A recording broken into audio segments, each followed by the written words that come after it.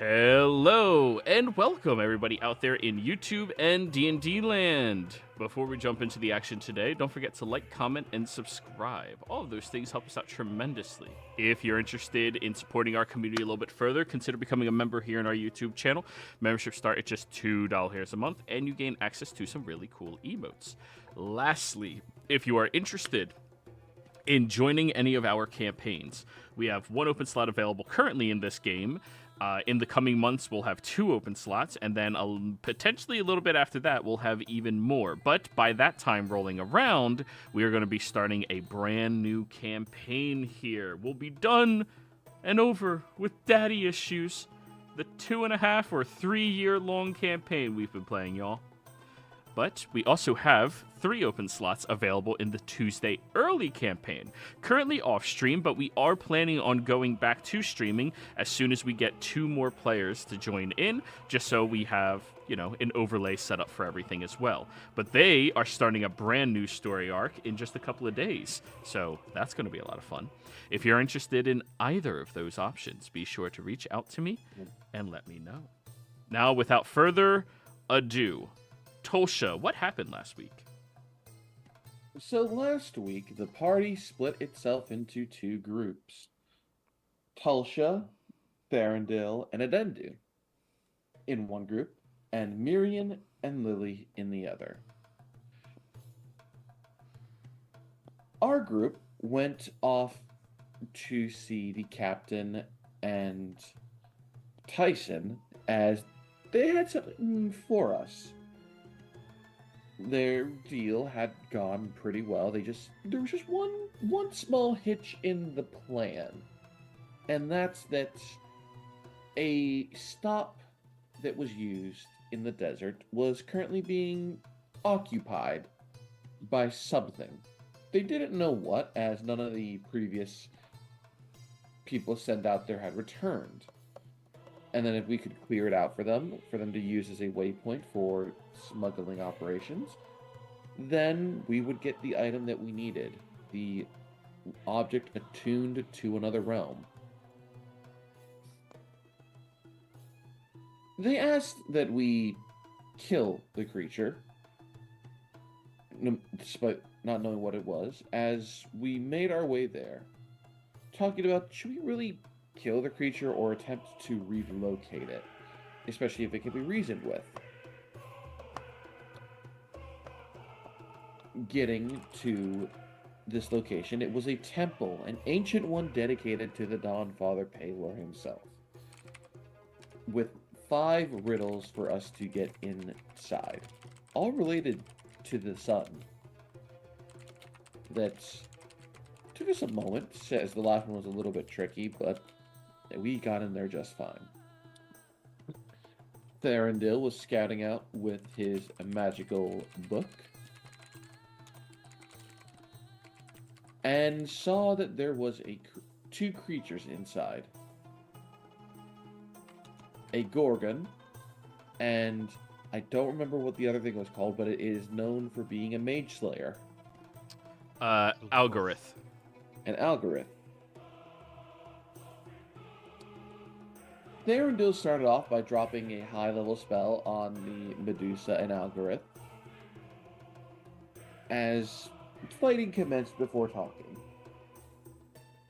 During the fight, Adendu was able to persuade the Algorith to not fight us, given the fact that Adendu was a follower of Hemist that the Algorith recognized, and was willing to. And when Adendu said that they would help cleanse the temple of the false believer, that Algorith just faded away into the stonework. Around this time, Tharandil cast Force Cage on the Gorgon, ending the fight as we were able to convince her to, we don't want to have to kill you, we just need the temple, and if we go somewhere else that will work. And we ended the fight without having to kill the Gorgon. Whose name was? I'm getting to that. Okay. And speaking to her, we found out she wasn't just any Gorgon. She was the Medusa. the original Gorgon. Yes. As we started a conversation of how the world outside has changed, of how Therendil and Adendu wanted to become pen pals with Medusa and start a club, the old gang. One that would consist of all the ancient creatures of the land that remember the old, better times.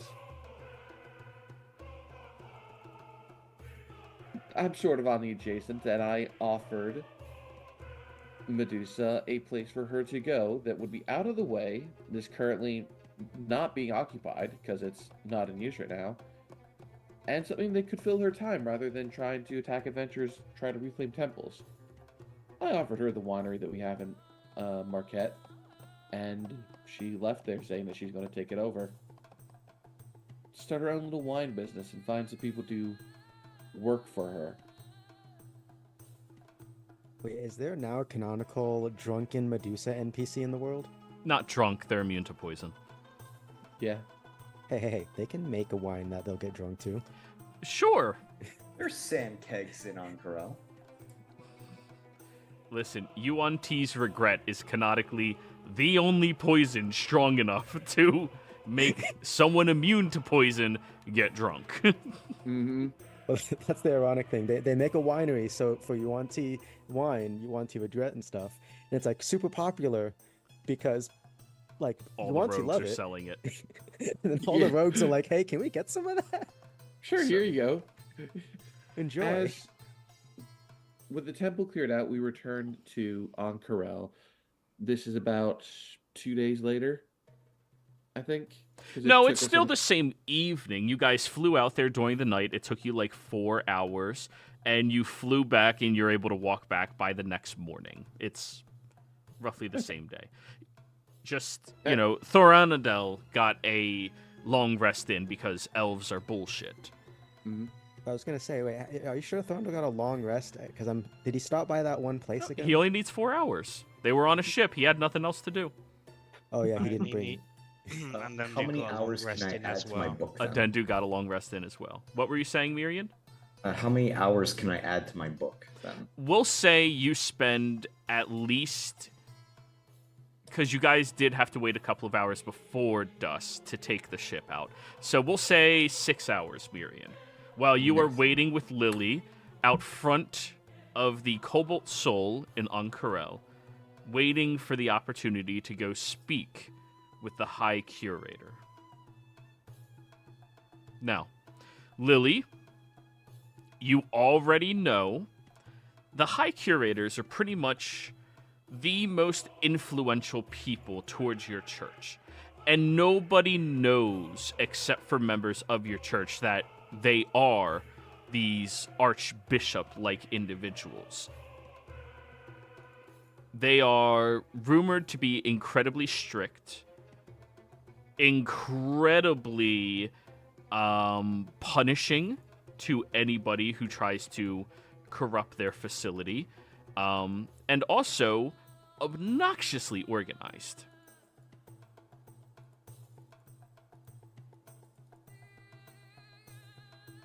Now, after 6 hours, as I said to you, Miriam, you do see one of the Cobalt Soul members steps out. The High Curator will speak to you now. Follow me. Okay, dokes. So, Miriam, you coming in for moral support in this endeavor. You begin walking through this vast library. I mean, by the standards of the Lyceum, this main section of the library is probably lesser in how vast its knowledge is. Or, sorry, in how much volume of knowledge there is. However, looking at the various sections and the various titles, their knowledge is far more vast. This delves into things that go beyond just the study and pursuit of arcana, history of knowledge of languages, things that you have at the Lyceum. The information here is curated in order to hold and house every single secret and everything that could possibly be forgotten if the world were to have a cataclysmic type end.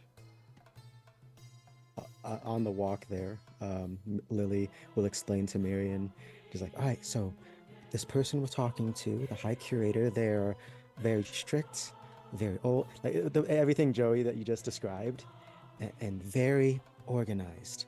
So whatever you do, don't say anything stupid or be disrespectful, okay? Then why are you talking to them?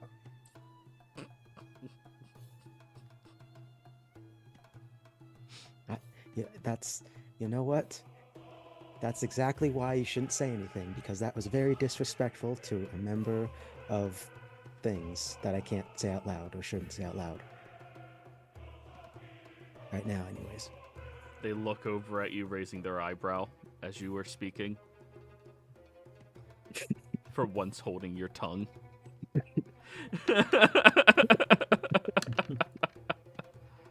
There, you got a long rest. You don't need to roll hit die. He got a long rest on the way there, and you can't just spam long rests. Like, you have to do a lot of shit to be able to sleep again. Yeah, but we did a short rest while we waited for the cage to dissolve. Oh, absolutely. Right? Yeah. And you have the ship ride back. You can take another one. Yeah, I'm just rolling this in the background. Okay. So, as you step onto this metallic spiral staircase that the last time you were in here, or you were at the entrance, did not exist here. You begin wandering up towards this observatory. As soon as you step in, the two of you are struck by the grandeur and serenity of the space. The observatory is a large circular room with a domed ceiling made entirely of glass, offering an unobstructed view. Oh wait, this is the wrong song. Shit. Here we go. Much better. Offering an unobstructed view of the brilliant desert night sky. Intricate brass mechanisms and celestial maps adorn the walls, giving the space an air of scholarly pursuit and mystical exploration.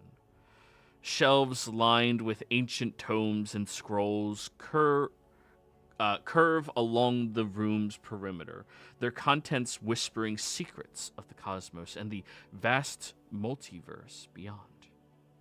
In the center of the room stands a magnificent orrery, its gleaming, rotating arms depicting the movements of the celestial bodies.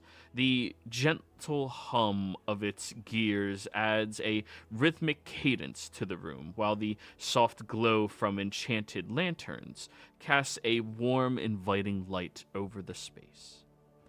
Seated at a large mahogany desk, cluttered with scrolls, quills, and astrological charts, is the High Curator. They are an older half-elf with an aura of wisdom and tranquility. Their silver hair cascades down their back in a single elegant braid, their piercing blue eyes sharp and insightful. They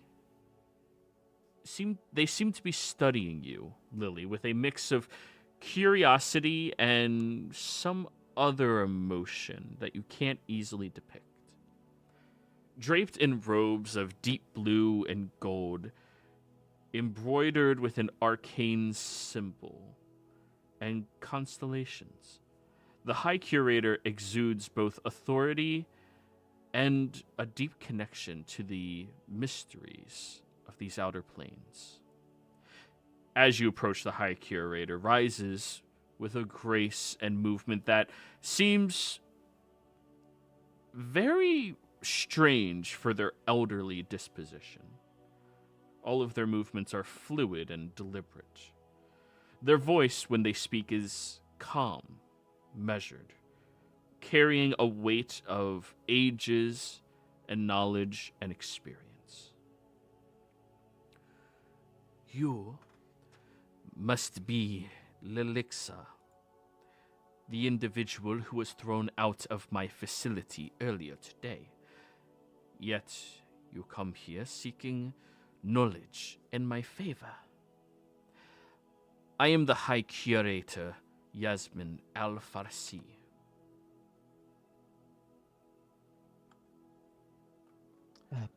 Greetings, High Curator Yasmin. It is a pleasure to make your acquaintance. I think I should once again say my apologies for meeting you under the circumstances of my previous interaction earlier today. I heard of your antics earlier, and I must say, for somebody so powerful, I am astonished at your naivety. Well, thank you.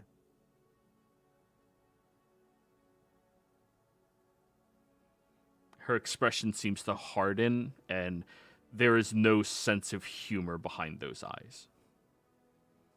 The reason I give my thanks is not because naivety is altogether a bad thing. It does give a sense of hope for the world, that we can make it so that more people can hope instead of fall down into cynicism for everyone.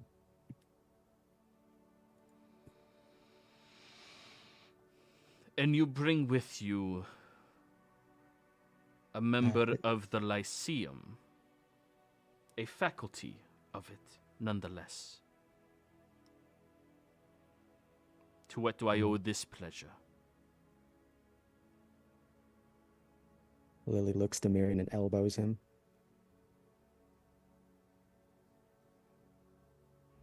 It is a pleasure meeting you as well, High Curator, but I am not here in an official capacity. I am only here as moral support. And how have you been supporting her, morally speaking, thus far?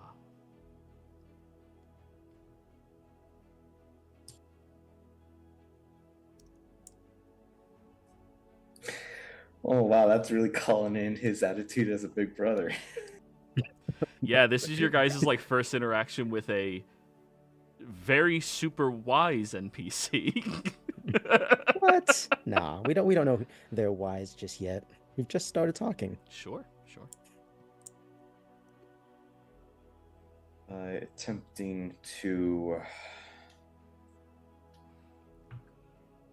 inform her more, temper her more outrageous declarations.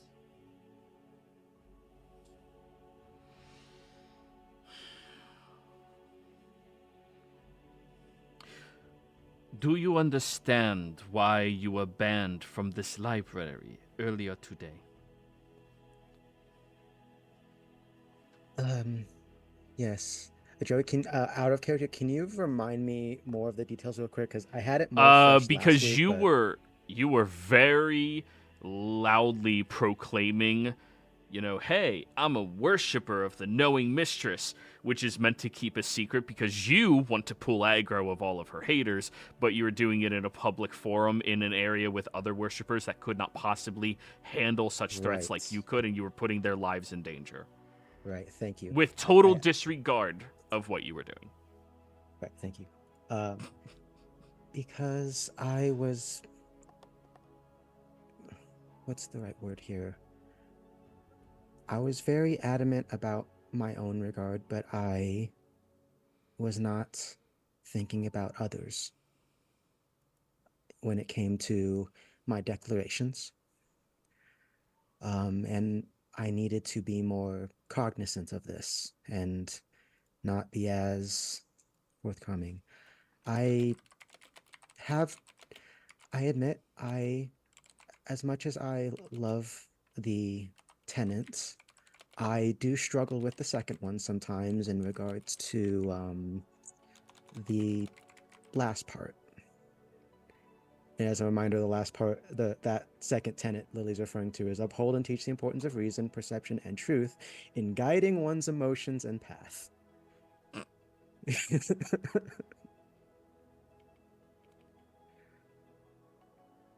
And I have never been really gifted with speaking well or very persuasively, just rather speaking my mind, and I need to be able to temper that, which is one of the reasons why I brought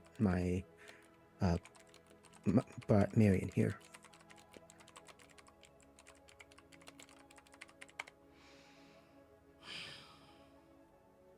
No. I am completely within my right to keep the access to the Cobalt Soul outside of your reach, just based off of the fact that you put my members' lives in danger for speaking out. My first priority is protecting the mistress. My second is to uphold and protect the knowledge, and the third is to protect our people.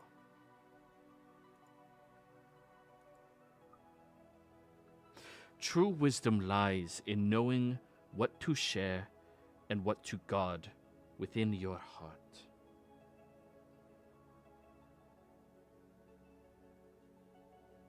Do you understand that?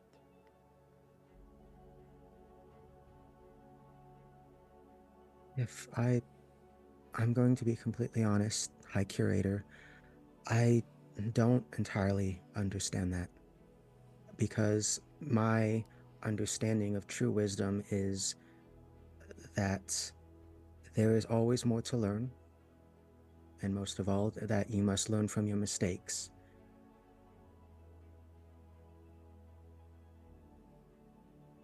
Because you cannot be one who loudly proclaims you know everything. Because if you are, then you imply you have nothing left to learn. Do you speak these words or do you feel them? I feel them. I tend to put on a facade of this fool, of this genius, but I know I'm not. I worked hard and diligently to get to where I am now, and Marion can attest to this, but I have a hard time letting off this facade.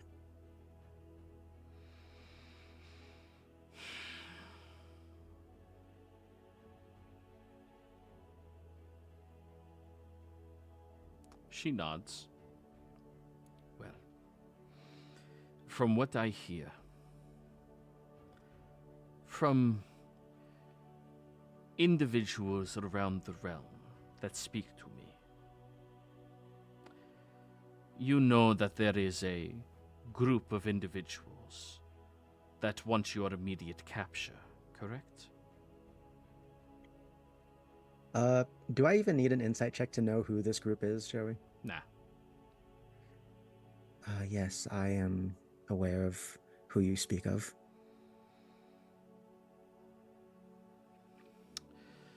Now,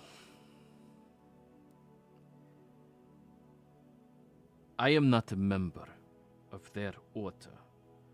As a High Curator, I have to uphold all standards across the realm, and they do work alongside me in many ordeals. In the balance of shadows and light, it is the unseen that often holds the greatest power.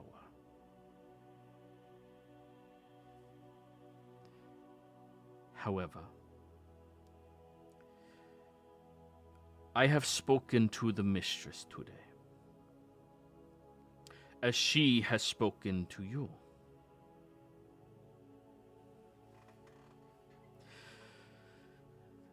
You seek knowledge about realms outside of our own. This knowledge is not prohibited at all. However, it must be sought to be identified.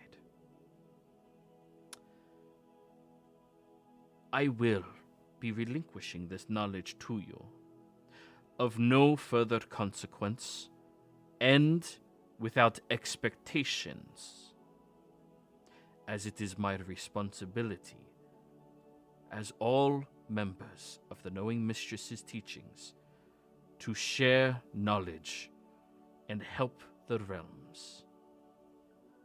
However, if you expect to survive the hunt that is coming for you, you will need to align yourself with someone that can keep you outside of their cells and away from death.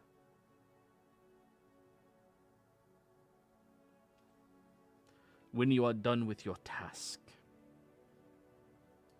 when you have secured your facility, our church requires a new guardian of secrets.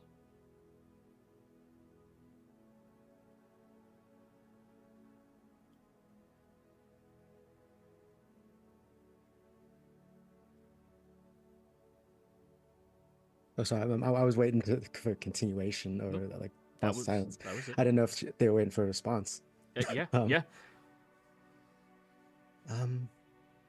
Yeah. If all you need is a new guardian of secrets, well, one of the things I was planning on doing after securing the facility was create a guardian of sorts. Our guardian will not be a construct. It must be a sentient individual who understands the importance of preserving knowledge, and one who will not age and be able to maintain this information and protect it until they are destroyed or the mistress returns, would be very beneficial to her.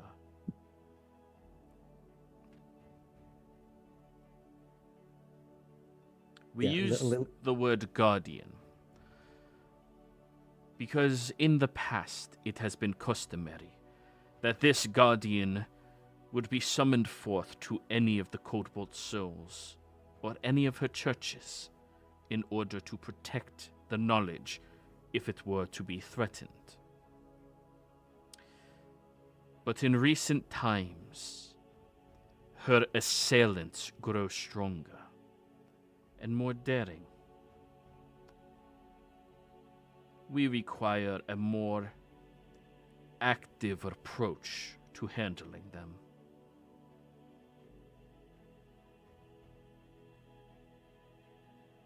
I agree. If we let our enemies continue to gain that sort of strength, and we are always on the defensive, from fear, it will get us nowhere, and it will only increase their own power until they will eventually overcome us and even her, which is why I do not believe Guardian is a title I can take up. For as much as I wish to protect, it is not the role that I can see myself properly doing. However, maybe a new role could be established instead, not as Guardian, but as I cannot think of a nicer way to put it, or at least lesser way to put this, an Inquisitor of sorts.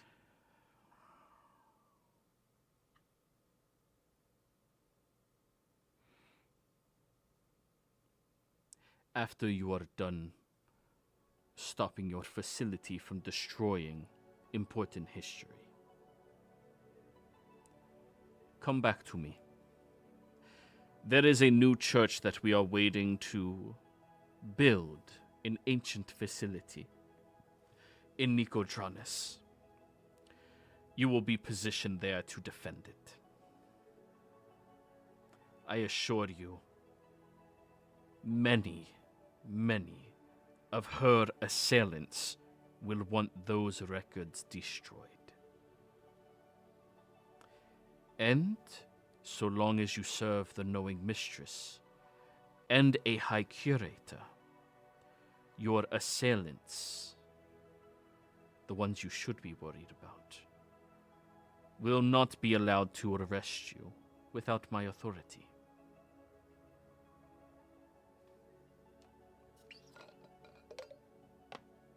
Thank you, High Curator Yasmin.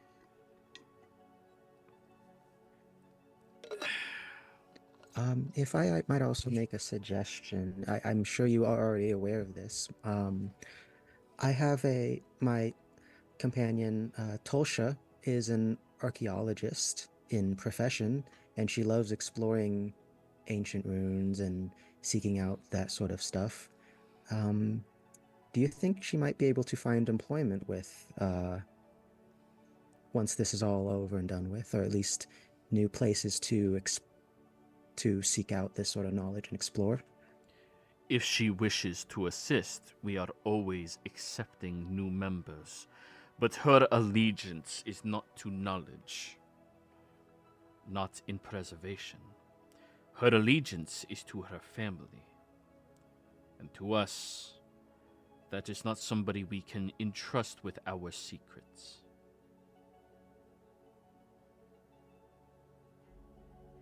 Fair. Then, what information are you here to cultivate? What have you come to seek out? Let me look back to my notes. Lalacruza. Yeah, Lalacruza, Chondrix, as well as methods to extract roots from a primordial forest without like harming the forest if possible, or without like negative repercussions, and the same thing with the essence of a star. Spell Lalacruza for me. I got it. Copying right now. Thank you. It helps me search my notes a lot easier.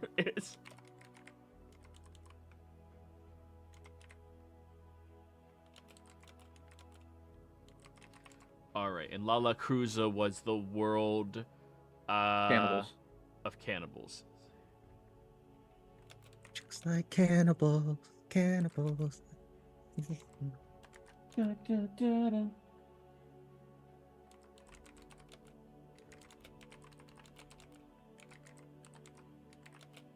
We play by the rules of the world.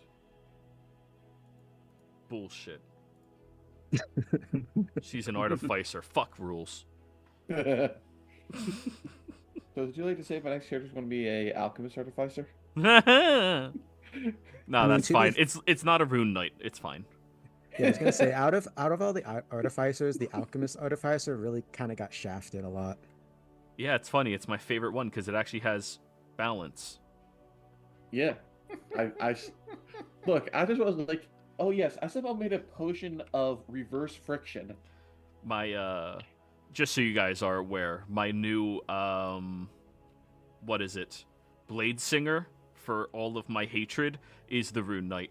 It is so fucking stupid. Whoever made that class should really find a different profession. Oh man, if you hate Rune Knight, have you looked at the giant barbarian? Yeah, that's not that bad. The Rune Knight Does is this- a monstrosity. Does this mean I have to change my character for Tuesday again? No, whoever's playing Rune Knights, keep playing Rune Knights. Have fun with it, but just know I really, really dislike them. They... So Hey, what's let's she make a different? fighter that's good at everything. Guys, So you're saying the worst character would be a changeling rune knight? No, still no. guys, I suddenly have an inspiration for our next party makeup next campaign. All fighters. All Root Knights. all the time. Rune Knight Blade Singer multiclass. We No, could that's call the it- worst thing about Rune Knights. It is the best multi-class in the game. It meshes with every fucking class incredibly. The one thing it can't do is heal, but it can do everything else. I still think Rogue is the best multiclass. It's the best dip, but it's not like, I don't consider it a true multi-class.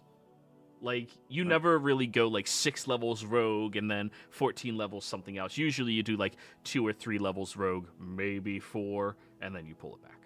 Oh. It really depends. I wanna do a level 20 thief one day. It's like, oh yes, I have this Holy Avenger. I don't care. It's for a paladin. It's mine. But should we get back in the game? Maybe? Yeah. So Lily, she is going to bring you over to a section of the library where you are able to begin your investigation of Lalakuza. Mirian, are you helping with this, or If I'm allowed to, I'm Lyceum. you're allowed to? You would have been allowed in here because this is more general information if it wasn't for the fact that she got y'all banned. They gave you the guest pass sticker. Yeah. You're Okay, so I will help Lily. Okay, so starting with Lalakuza, what specific features of Lalakuza are you guys interested in researching? Let's see. So the reason we're going to these plains is because that's where we would find primordial forests. So I would say more like probably geography would be a big one. Don't you think, Miriam? Or like any maps that we might find that could help kind of narrow down where this primordial forest is. Topology, geography, that kind of stuff. Or like historical locations. Yeah, historical locations, like stories, relating to these places. Legends of like, oh, this giant bloodthirsty beast guards this ancient forest, specifically the roots. I don't know. Okay, so general information then, because you guys said everything. The one thing you didn't mention was the denizens. Hey, we already know that they're cannibals. Yeah. That's How all we bad can need they to be? know. Okay, cool. So, I would like one of you two to roll me an investigation roll, being assisted by the other. And one thing, Joe, I did want to ask, can I do downtime rules for this by like spending some gold to get more assistance, or is it just as is? No, this is you guys researching quickly tonight because you do not have a week to do any research. Okay. Miriam, do you want to assist me, or do you want me to assist you? I am assisting. I will assist you. Investigation is not my strong suit. Well, it is mine. 23, not bad. So, let me change the music up again because that's your conversation with her. This one. Really like this music. Anyways, Lalacruza is a perilous realm, cloaked almost entirely in dense, impenetrable jungle. The air is thick and humid, and the scent of rich earth and exotic flora, creating a heady atmosphere that is both intoxicating and foreboding. Vines hang like serpents from towering trees, and the cacophony of wildlife, some known and many unknown, creates a constant symphony that fills the air. Now, one point of interest that you pick up on is the primordial forest. At the heart of Lalacruza lies the primordial forest, an ancient and uncharted expanse of greenery that predates recorded history. The trees here are colossal, their trunks so wide that entire villages could be carved into them. The forest is alive with magic, its flora and fauna imbued with primordial energies that have shaped the lands for eons. Deep within the primordial forest stands the Heart Tree, the greatest source of power in Lalacruza. This gargantuan tree, whose canopy stretches into the heavens is believed to be the origin of all life in the jungle. Its roots run deep into the earth, connecting the entire forest in a vast living network. The heart tree's sap is said to possess incredible healing properties and is fiercely guarded by the indigenous tribes that reside there. Above the canopy of this forest, very little has ever been recorded, for all journeyers and all history that has been written about it has proclaimed that anybody who breaks free of the canopy has disappeared, never to return, never to be contacted ever again.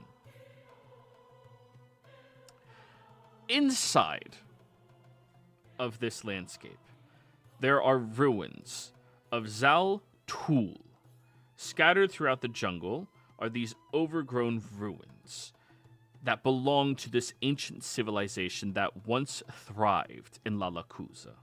These ruins are shrouded in mystery and are believed to hold secrets and artifacts of immense power, remnants of a time when the heart tree's magic was harnessed by the now lost empire that resided within the forest. There are a couple of very dangerous legendary creatures within Lalakuza. The first one is a commonly found beast called the Ebon Jaguar, a mystical creature revered and feared by the tribes of Lalakuza. The Ebon Jaguar is a massive black panther, or jaguar, with eyes that glow a deep otherworldly blue. It is believed to be the spirit of all fallen warriors, cursed to roam the forest forever. The Ebon Jaguars are known for their cunning intelligence and unparalleled strength, appearing only during the darkest of nights, but prowling and hunting down anybody who does not belong to these tribes and give worship to them. Now, within the primordial forest, there is an enormous serpent. It is said to be as old as the forest itself and is a guardian of the heart tree. Its scales shimmer with an iridescent green and can meld seamlessly into the foliage, making it invisible. Legends say that the verdant Leviathan emerges to protect the heart tree from any who would seek to harm it.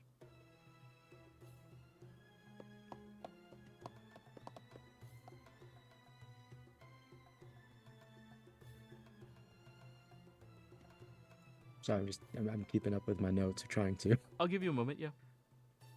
And that is all of the information. There is only one thing you missed with a 23. Where's that flash of genius, man? I used it all. It's the same day. Genius stops flashing eventually, you sons of bitches. Yeah, Lily's tired and stressed. Wait, don't you have guidance as a thing you could do? No. Wait, do I? Oh. I mean, if I need to have my artificer tool, but I'm not attuned to that right now, I don't think. Yeah, no, I'm not attuned to that. I don't have guidance at the moment. So, ruins of Zaltul, verdant Leviathan, Ebon Jaguars. Lily will whisper to Miriam during the research, "Hey, do you think Tulsha could help get on the big verdant Leviathan's good side?"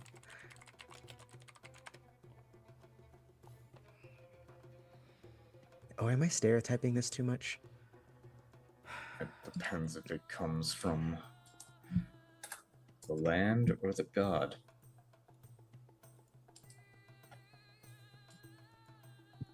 If only we had a way to produce a bunch of Yuan-Ti regret. That way we could help give it as an offering to the snake. I still have some. Oh no, I'm making a joke about the Medusa and the winery that we did earlier. Oh.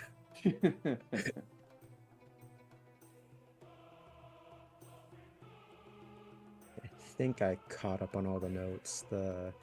Colossal tree is alive with magic. Primordial energy helps shape the land. Heart tree, origin, healing sap, guarded by tribes. Nothing above the canopy that anyone knows about. Zaltul has overgrown rooms with artifacts of power. Ebon Jaguar, eyes go blue. Ancient warriors who died, appears during darkest nights, hunt any non-tribe members. And the heart tree is guarded by the verdant Leviathan, and who can meld seamlessly into the forest.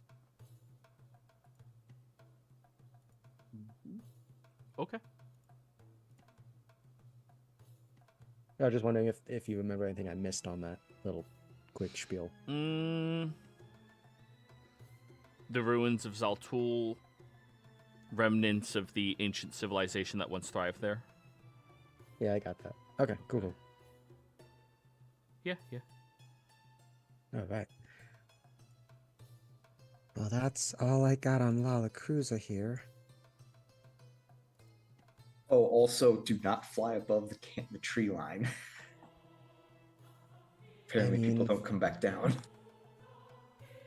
Well, it's not certain if it's because they die or if it's just it's so cool up there that they don't want to come back down. Big bird. God damn it. my you said that, my mind is like, oh wait, a rock. No, and suddenly it was the Sesame Street Big Bird. I think more terrifying if there's just Big Bird is up there like that's where everyone goes.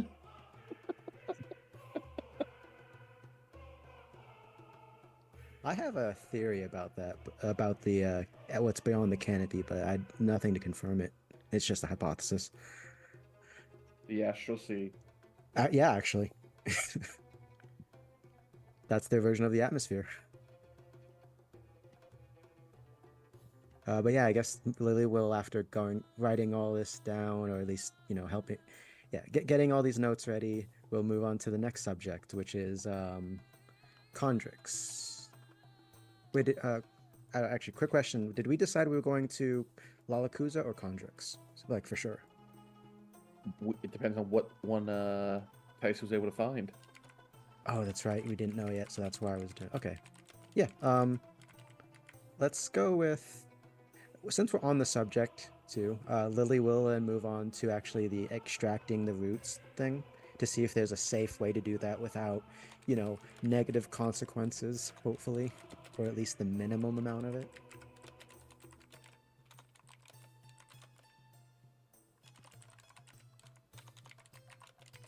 Okay. Investigation roll again.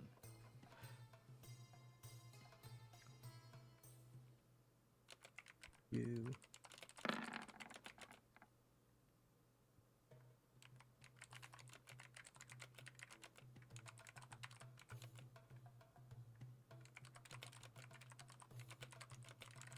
I assume you're helping again, Marion. Yeah.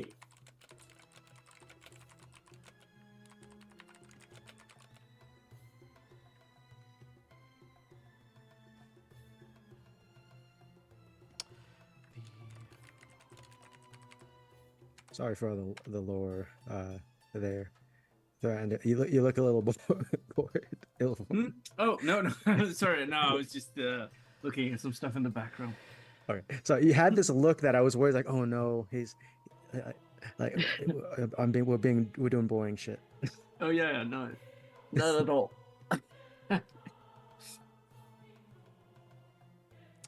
Okay. 25. That gets all of the information, actually. Good job. Woohoo. So, as general terms, first, if you are trying to do this without destroying the heart tree, correct? Yes. Okay.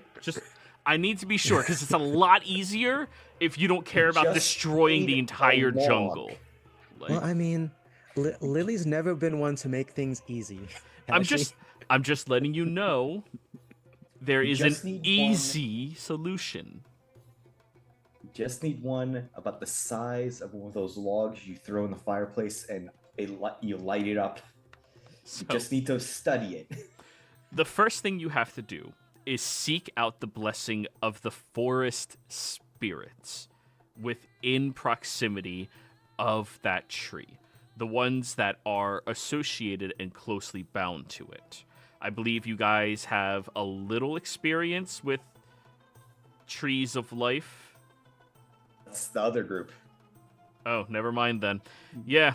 I mean, Marion kind of does after the I whole know seeds of thing. them. Yeah, you know of it, so that'll help you guys out a lot, actually.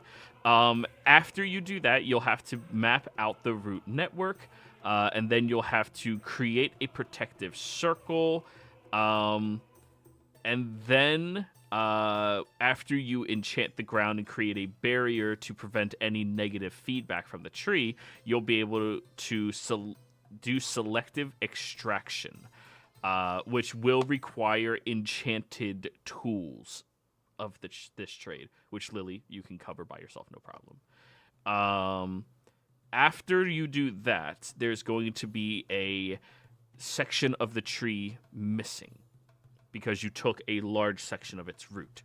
You must implement new nourishment into the tree itself. Then you must do a binding ritual for this nourishment into that roots area. And after that, I mean, thank the tree and leave is only the nice thing to do. I will have to give you more details, obviously. But those are more or less the steps that you have to take. Does it specify what kind of works as nourishment for this? Yes. Dead bodies. Right, so let the bodies hit the floor. Well, I mean, what happens when you bury a body? The soil and nutrients of everything else eats it. That works. And there is also druidic rituals that can do that as well.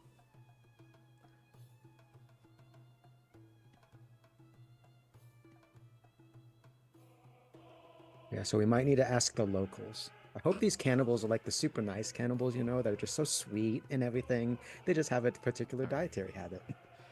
And as for the seeking the blessing of the forest spirits, however you want to go about that, you go about that. There are specific rituals that you can conduct in order to try to appease to them and draw them forth. Everything you're reading about this, though, Lily, means that's going to be very difficult for you in particular to pull off. Yeah, because that's more of a holy or druidic sort of. You are the furthest person in this party from nature. Quick question: the speak with plants would that when you converse with plants or trees, is that talking to like the spirit of the tree or the tree itself? That is the tree itself, not the spirit. The spirit is a manifestation, an actual rare thing. Okay. Cool. Yeah, moving on from that. All right. Now mapping the root network. You can use divination spells to make it faster, like an enchanted eye to navigate around.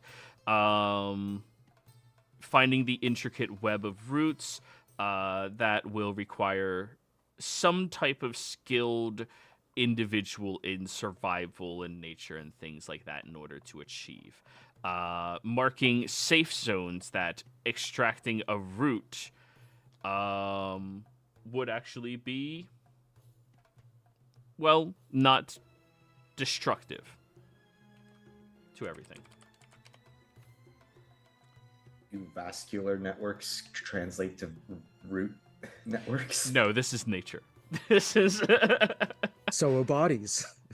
The protective circle is a circle of protection.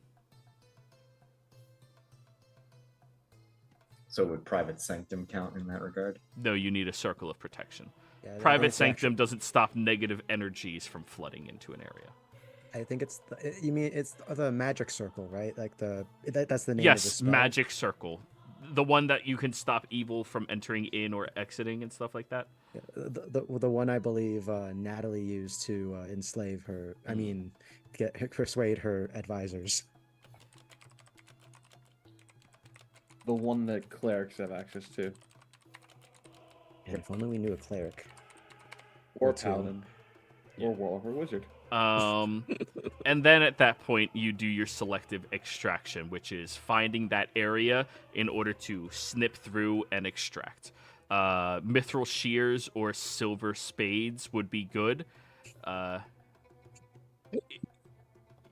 You can create your own enchanted magical tools for the job, though. You have that knowledge and proficiency. So just the idea of needing mithril, like, hey, Tulsha, can I borrow your armor for a sec? Oh, sure. I thought you already had armor. Okay. Turns it into tools and just starts snipping. All right. And then after that is when you fertilize the ground with the dead bodies. It doesn't have to be people. It's just whatever. It's going to be Soylent Green. It can be beasts. It's just things that can nourish it. I mean, I have a couple of dead bodies still in my trunk that I've been gentle reposing for the last year and a half. So, Dandu has a couple of dead bodies as well. and then depending on your niceties, thanking the tree is, you know.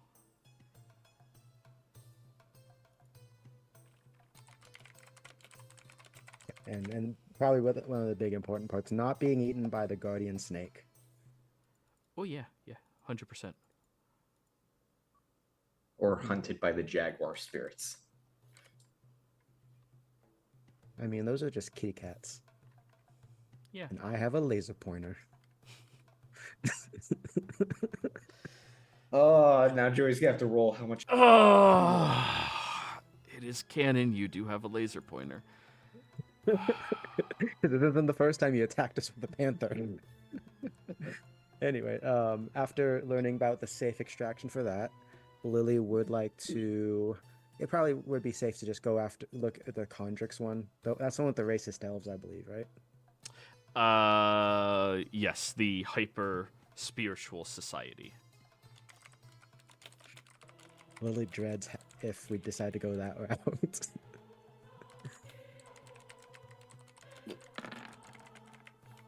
The only saving grace is the fact that you have 2 clerics. Depends on how they view Adendu.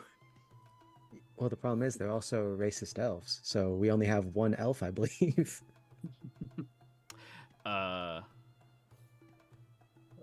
You can just pretend that you guys are my slaves or something. It'll work. Look. Adendu is clearly a saint that has been so faithful to their religion, they've gone beyond the scope of death to walk this mortal realm. I mean, that is fair too. We could pass Adendu off as an undead elf, because I don't think undead elves have their ears. Which, yeah, I don't know.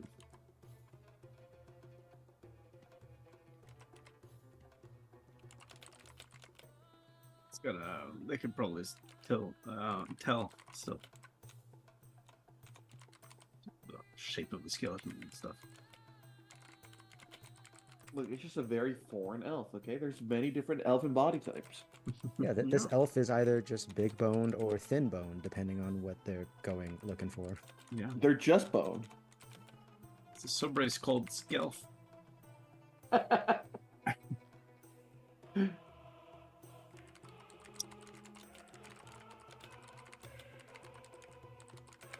Okay. It's the Is that like a scat elf that goes baba shibi bob to cast spells? That would be amazing. I think that's a bard. It's a bard who's actually a sorcerer, but no one knows. Yeah. that's a good one. Just don't start bringing other forms of scat into it. Jeez. What were the the tree? specific things that you were researching? Similar to the Lala Cruz, big one would be geography to see where we might be able to narrow down where the primordial forest is. For this one, maybe more about, since this one we would probably need to interact with the locals, the culture, or how to, blend in or not get ourselves, killed by the Primary elves. language. What are the rules for tourists? You have to wear socks and sandals. Oh, What's the that's policy pretty on mages? Is it kill on sight? So, they need to be retained? okay. So, Kondrax is a land steeped in divine conflict. Theocratic. Theocracy? Fuck. My speech impediment is acting way the fuck up today. Theocratic society where the landscape and its people are shaped by the clashing forces of different religious factions. The geography of Kondrax is as varied as its beliefs, with towering mountains, sprawling deserts, and lush valleys. Each region is governed by a dominant region, and the borders are marked not just by geographical features, but by the fervor of faith. There are the divine peaks, the sacred desert, the Valley of Atonement, and the ruins of the old faith. Scattered across Kondrax are the ruins of temples and cities that once belonged to now forgotten religions. These places are often avoided by the devout, but are frequented by scholars and treasure hunters seeking lost knowledge and artifacts. There is no direct translation. There's no direct translation of what gods that they have compared to your pantheon, leading you to believe that your pantheons are vastly different. They have the Sun's Embrace, where they worship a god called Solaris. They have the Shadow's Path, where they worship a goddess referred to Nocturna. They have the Order of the Eternal Flame, where they worship the god of Ignis. And they have the Whispering Winds, where they worship a god called Zephyrus. Very primordial sounding. Yes. There's also some more lesser faiths, Terra, Thalassa, people like that, you know. Earth and water, ha ha ha. It all changed when the Order of Eternal Flame attacked. So, as far as all of that goes, none of the religions like one another, right? They all are in constant states of conflict, believing that their religion should be the true religion of this land. However, not all of them can be right. The only one that seems to be the most right, at least from a cursory glance, would be Ignis, who is the god of fire and war. He's not trying to take over the realm. He knows he's just doing war because that makes him more powerful. And all of his devotees are like, fuck yeah, get more powerful. Like, so everyone else is more like, whatever. However, the Valley of Atonement seems to be the location of their first structure, first cathedral that was ever built on this plane of existence, and one of the only places that has large ancient forestation. Aside from that, there's no other information to glean other than the fact that they have the Celestial Phoenix, the Shadow Serpent, and the Flame Dragon that all protect it. That's a lot of very powerful sounding monster defenders. Yeah. I mean, come on, we could take him. Dragon, a phoenix, and what was the third thing? A serpent? The Shadow Serpent. Wait, oh, come on, it won't be that bad. It's not like Lily's gonna walk up to them and be like, "Come, take me all at once, bitches." She might do that. We should probably avoid Kondrax.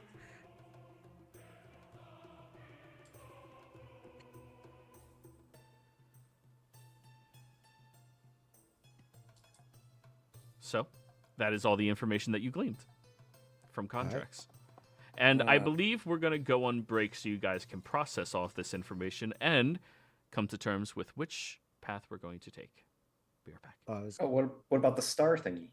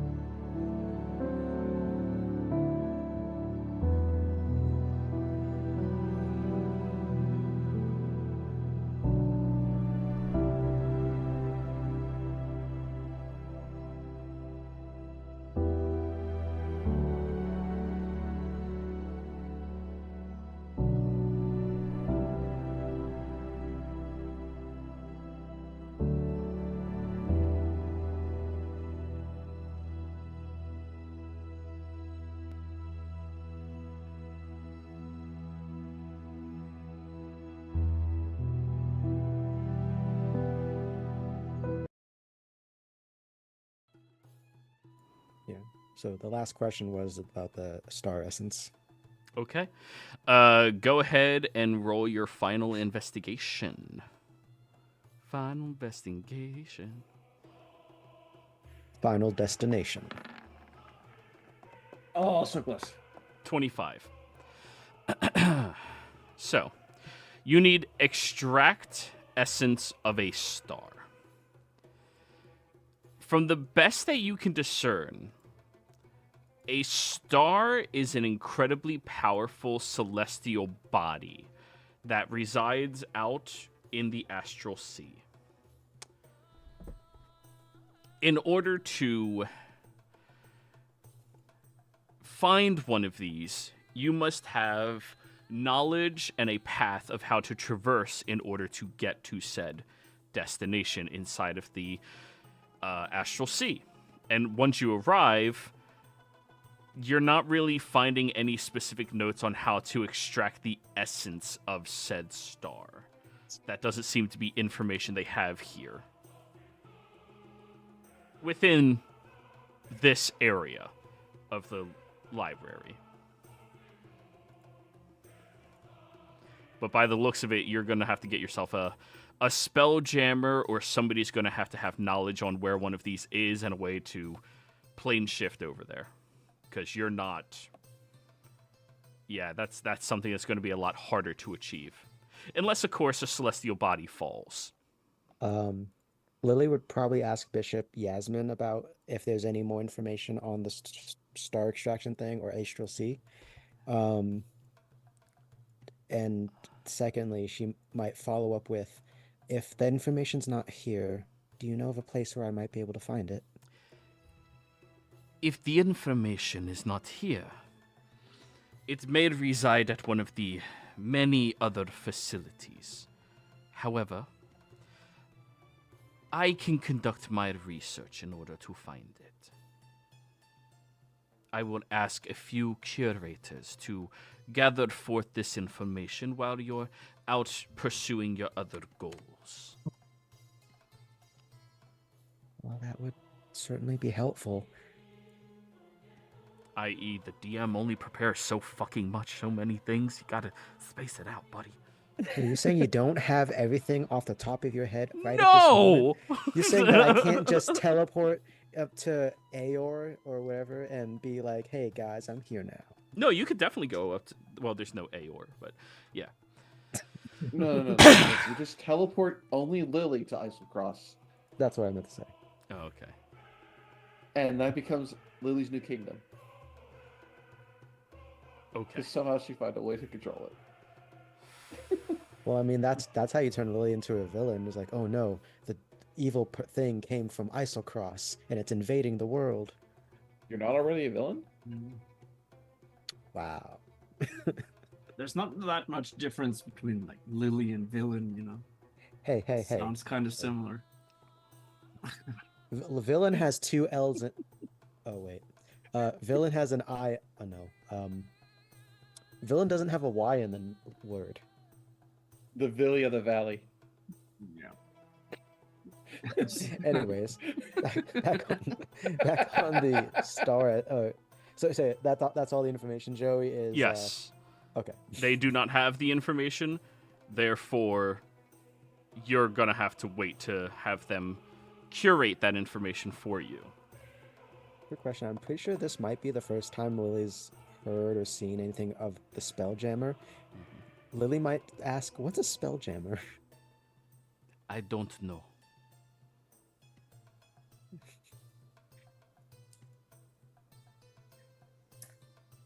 Can I bullshit the thing that they're astral sea travelers? Yeah.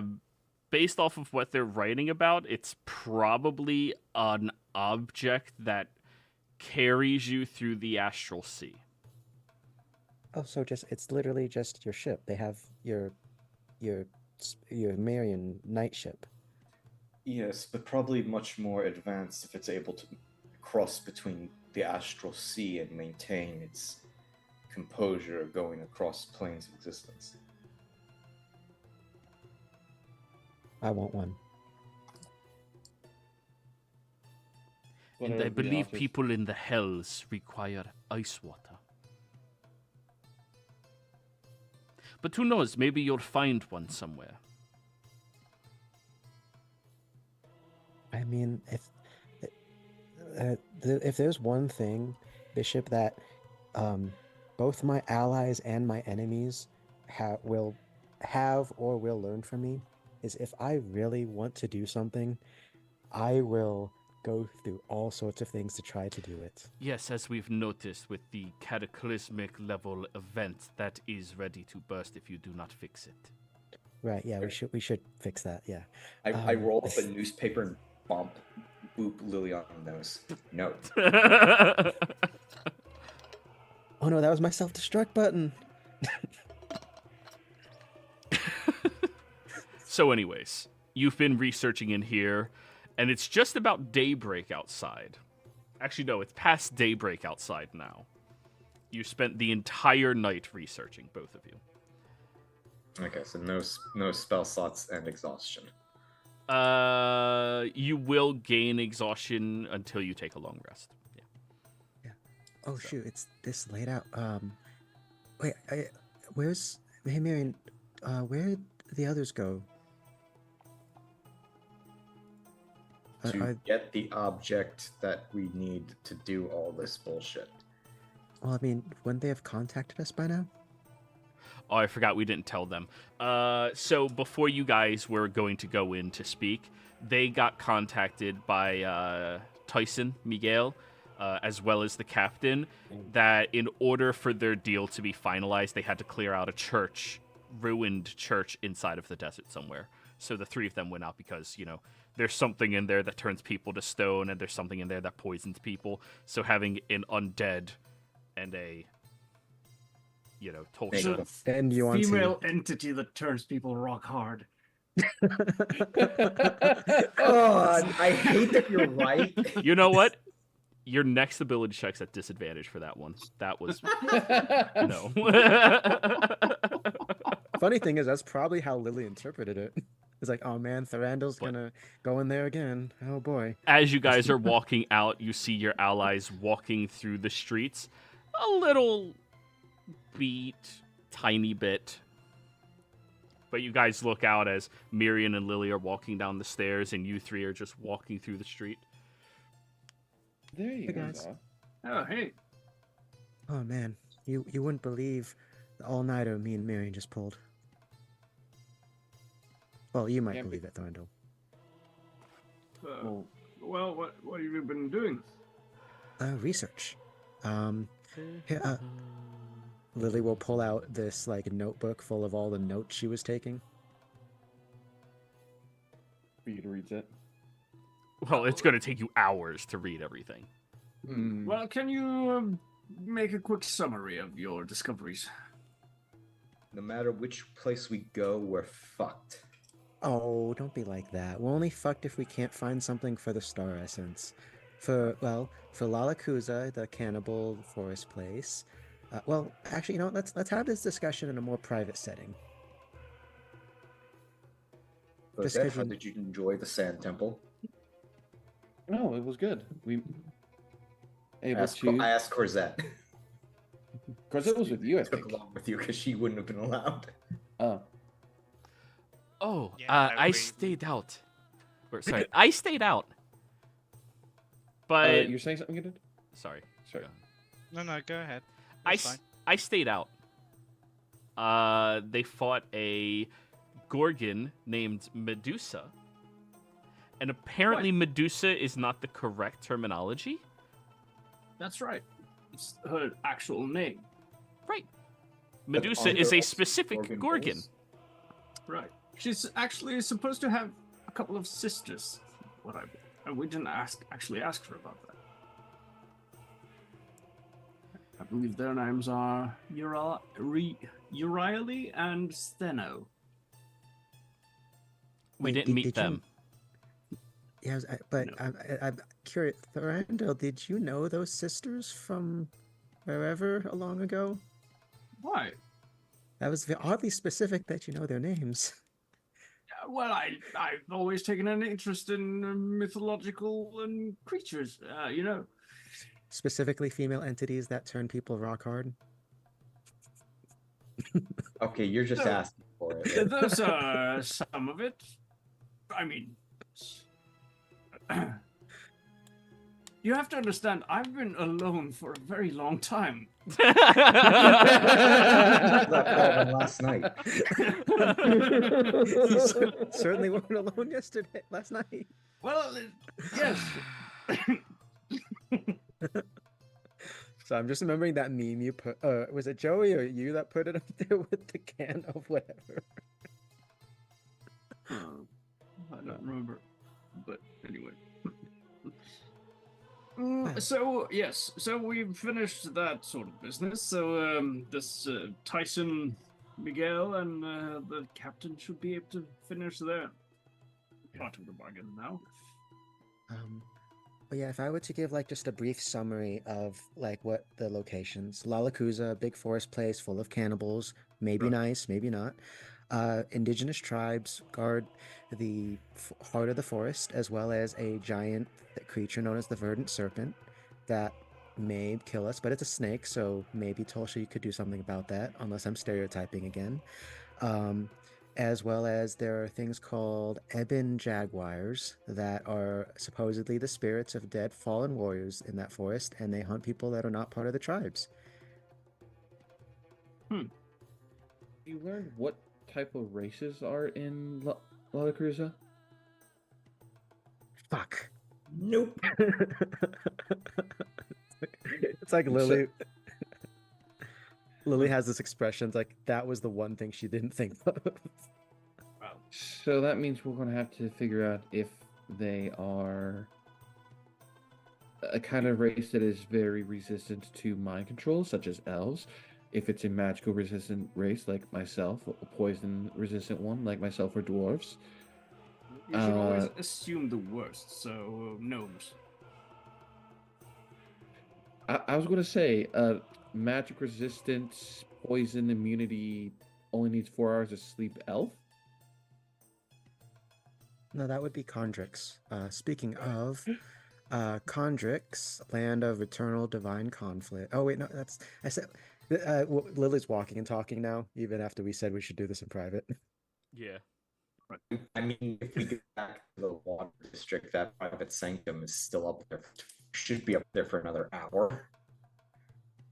Yeah, but we don't have shoot, gotta look at his name again. We don't have Protept with us to What are you give talking us... about? Then right Oh here. my god! Oh Jesus Christ! Oh, is it not? God damn it! No. You are far less perceptive when you're talking about random places. I noticed. Yes. I thought he was gonna say no, you didn't. Welcome back. That was weird. Yeah. Yeah, you were talking and it showed you muted on Zoom. Yeah, my Zoom just collapsed and opened itself up again. Yeah, Zoom will sometimes do that, depending on Wi-Fi. It's not hardline. Stupid Wi-Fi. Alright, well, anyways, we can go over the nitty-gritty of the the details for this stuff in the either that private sanctum in the garden place, or we could return to looks at Thorandil and Well, if all of you were successful in your mission in the desert, you might want to go speak to Tyson Miguel to get your artifact. Yes. Right. Well, that's actually what we were planning on doing. Good. yeah, that probably is the best first step. Figure out which realm it is.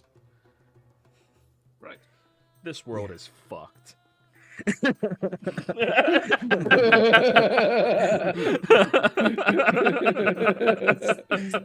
Like One of the be the first gods just time? looking in on this Oh, conversation. yes. Maybe we should go do that thing. Hey man, Miriam accomplished one of his life's goals before being told about incoming destruction. The universe now can cure undeath. Fair. So anyways, you guys go over to Tyson Miguel's establishment. As you wander up his walkway or over inside of the shop, you see that he is not currently in there. However, there is a young elf boy, maybe by the spry age of 20, 25. And keep in mind, we are making all races age at the same rate to maturity, and then afterwards they keep living. So a 20-year-old elf is like 8 years old, maybe younger. no, a 20-year-old elf is 20 years old. Okay. Yeah. It's just then they stop aging until forever, basically. Yeah. It just was the easiest way to fucking avoid all that bullshit. Anyways, so he looks over at all of you. Hello, my name is Trap. How may I help you today? Excuse me, what did you say your name was? Trap? Trap. Trap. Oh, you're Trap. I'm Trap. Weird name. What the hell is your name? Tharandil Qualrisian. That's a fucking It's a- weird name.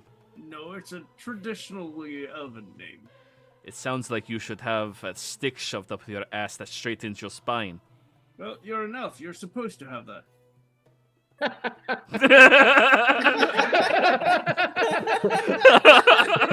Well, He immediately bursts out laughing and walks up to you to shake your hand.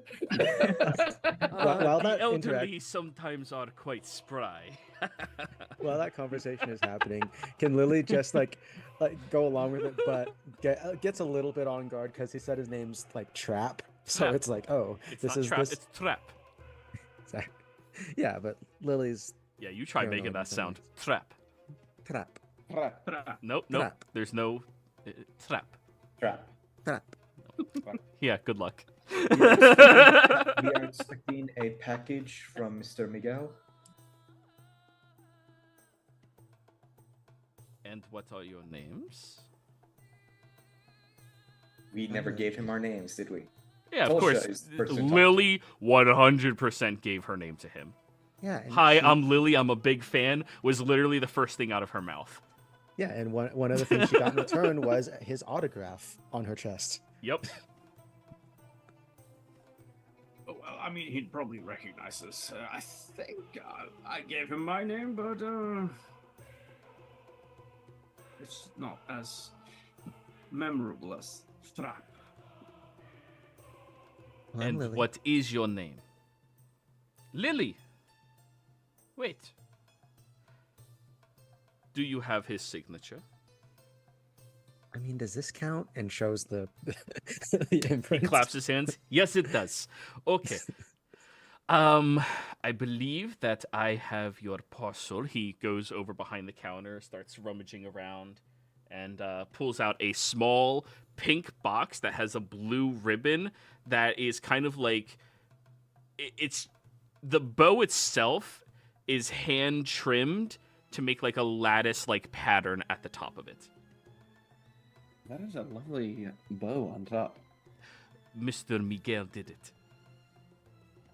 Do we get to keep it? Well, it's your package and parcel. You do have to give me something, though, for it. He looks outside, for the people watching. I will hand platinum piece over. Thank you very kindly. You have a one for us your day, Trap. You as well. Trap. We need to get you a shirt, Lily, that says, I got punched by Tyson Miguel and lived. Well, unfortunately, it won't sell because no one's done that normally. Well, I guess that's not true. Right. Let us head over to the dome and find out which one it is, shall we? The dome will be expired by the time you guys get there now. It's been 24 hours? No, it's early morning. Yeah, you guys actually moved really efficiently. Private Sanctum. It's real 24. For nice. some reason, I always thought it was like 8 hours. That's a tiny hut. Thing. Yeah. All right. Well, guys, You get over your way into the park. You step into the dome. Am I still going to wait outside? Only because it's probably better if you don't have the information we're about to exchange. You do not need to justify yourselves. I trust your insights and wisdom. See, at least someone does. Looks at Marion and Tulsha. Do you have wisdom? Everybody other than Lily, who's too arrogant to notice, notices he rolls his eyes and takes a few steps away. All right. I will open up the box to see what is inside. In the box. What's in the What's box? in the box? What's in the box? You open up said box, and inside is a hand-carved idol. The idol is made out of some type of very soft ivory that feels almost buoyant to the touch, and it seems to have been hand-carved and chiseled expertly to resemble that of a of a man with a wild mane for hair and a very bold, hairy chest as well. Can I determine what race carved it as part of my background feature?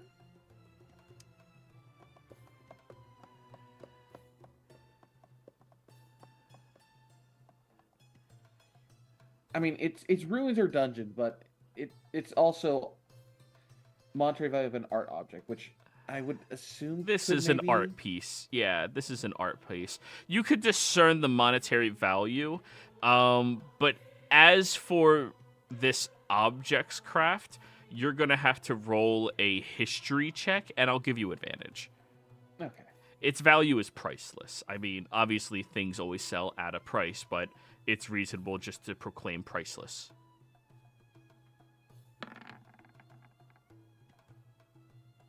26. Ooh.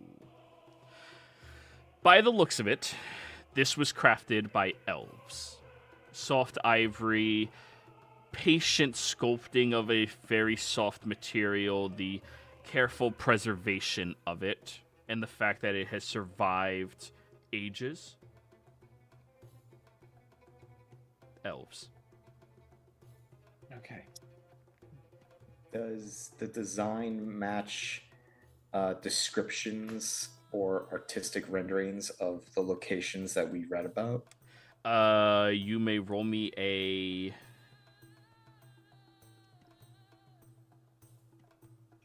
religion check, Miriam. Ooh. Lily will assist with this if able. You know religion? Yeah, I do actually. I got that from being a follower now. Fuck yeah. Yay. This was crafted by elves. It's considered 21. priceless. Guidance. Counterspell. This seems. All right, roll your d4. I really wish you rolled a 1 there, just to. 24. Just 24 is fuck with good. dice. Yeah, yeah. Crafted by elves, you say? It's elven craftsmanship, and it has a similar make to Solaris, the aforementioned sun's embrace for the religion on contracts. If what we read in the library is true, this appears to be a depiction of a god known as Solaris on the world of Condrix. Interesting. Oh no. So we're going to the one that's guarded by 3 divine beasts. Well, probably more considering there's also minor factions and they probably, Of that info you found, did it say that all the religions were at war with one another? Pretty much, actually. Yes. And their pantheon is completely alien to us. And the one who seems most right apparently is Ignis, the god of, fire and war apparently, because there's constant war. So pretty much hide your holy symbols when we go. Well, Because they take that as a challenge, apparently. Right. Hey, So, everyone's fighting for You the guys right are one. gonna love it there. by This the is way. like walking around with your holy symbol is like walking with a blood sign in crypt territory. gang. Just yeah. I'm too white for that, Joey. So Oh, it's gonna be hilarious. My I holy was symbol is just- literally the cane. I was just imagining just Lily literally having a holy symbol of every variety, just wearing it openly. See, my mind immediately just went to a Dendu walking through like a cholo, just wandering through the streets. Jesus. We do the what's that walk called? The crit walk. I think There's also the cholo strut, but yeah. it's the YouTube meme one. There's a lot of those, man. There's a lot of those. You gotta. Make I'll sure that- find it. I'll find it and post on the Discord. But yeah, All right. Okay. The good news is we know exactly the place that is, quote, the oldest buildings and forests in the world. Bad news is that is guarded by three one dragon, a phoenix, and something called a umbral serpent? Shadow serpent? Shadow Serpent, the Celestial Phoenix, and the Flame Dragon. right. What do you know about this phoenix? It wouldn't happen to be first of its kind, would it? I know of phoenixes. We don't really have to. We weren't able to get. I glanced over the specific details because there's so much of it. Right. You do have more information than I said. I just wasn't going to monologue for the entire session of everything. I know of phoenixes. It's a So- magical bird. The Celestial Phoenix is a mythical bird said to be the harbinger of both destruction and renewal. It is believed to be a messenger of Solaris, appearing during times of great change to burn away the old and bring forth the new. Its feathers are said to have healing properties. why do I So get we the should pluck it. What I about mean- the? What? Sorry, I didn't mean to interrupt. Everybody was doing it. It's fine. So I wasn't. thank you very much for not interrupting. But let's go. You said pluck it. What did you say, Tosha? What might be a counter for this if it's Solaris? Does it not attack the Solaris worshippers, or does it attack anyone? Regardless. What was written about it is what you guys know. It is defending the area, or it might not be there since it's a messenger of a god at the moment. You know, I mean, I'm not sure why these all these powerful beings they all seem to have the same instinct after a while. They're to just feel entitled to begin protecting holy sites and such. Have you noticed that? Power attracts power. I Right, mean, but it's why do gods do anything? Why did gods create us? We're only a problem for them. especially me. speak for yourself.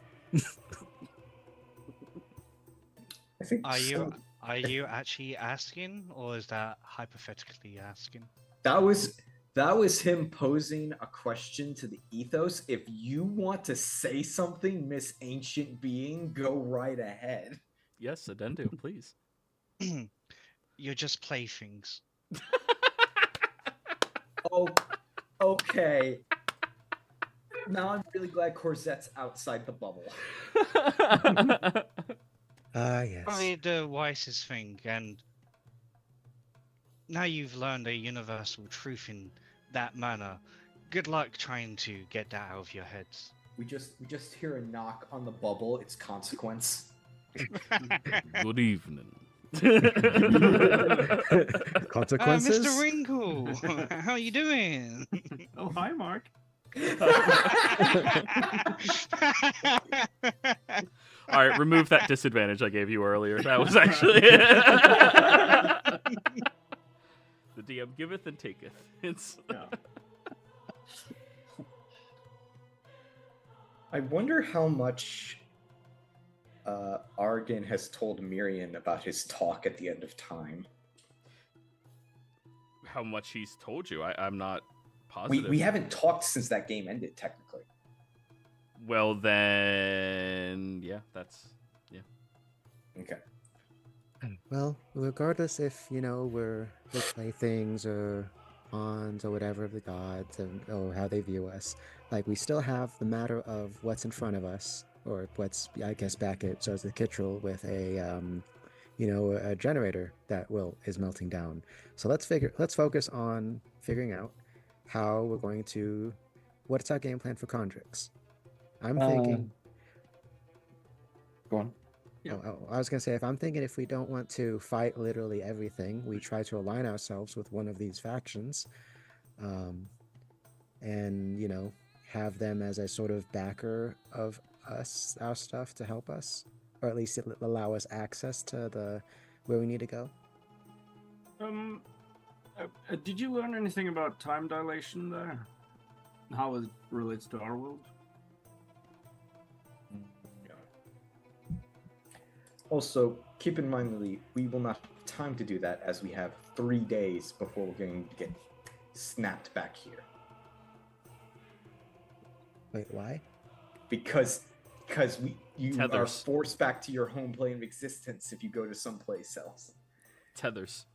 You only have 3 days. One of us could stay there 2 extra days because of Seed's badge, but that's about it. Mm-hmm.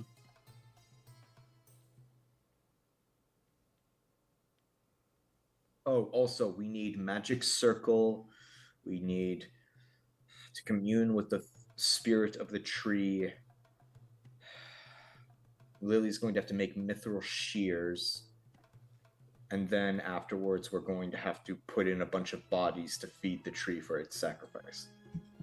Well, That's the rough translation of what we did.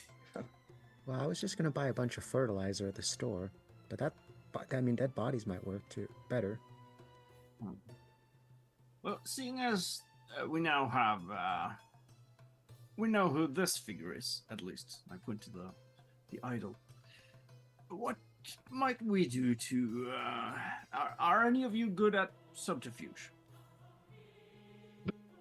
We have these cloaks that hide our visage from a distance. Right, well, I'm talking about a more sort of blatant subterfuge.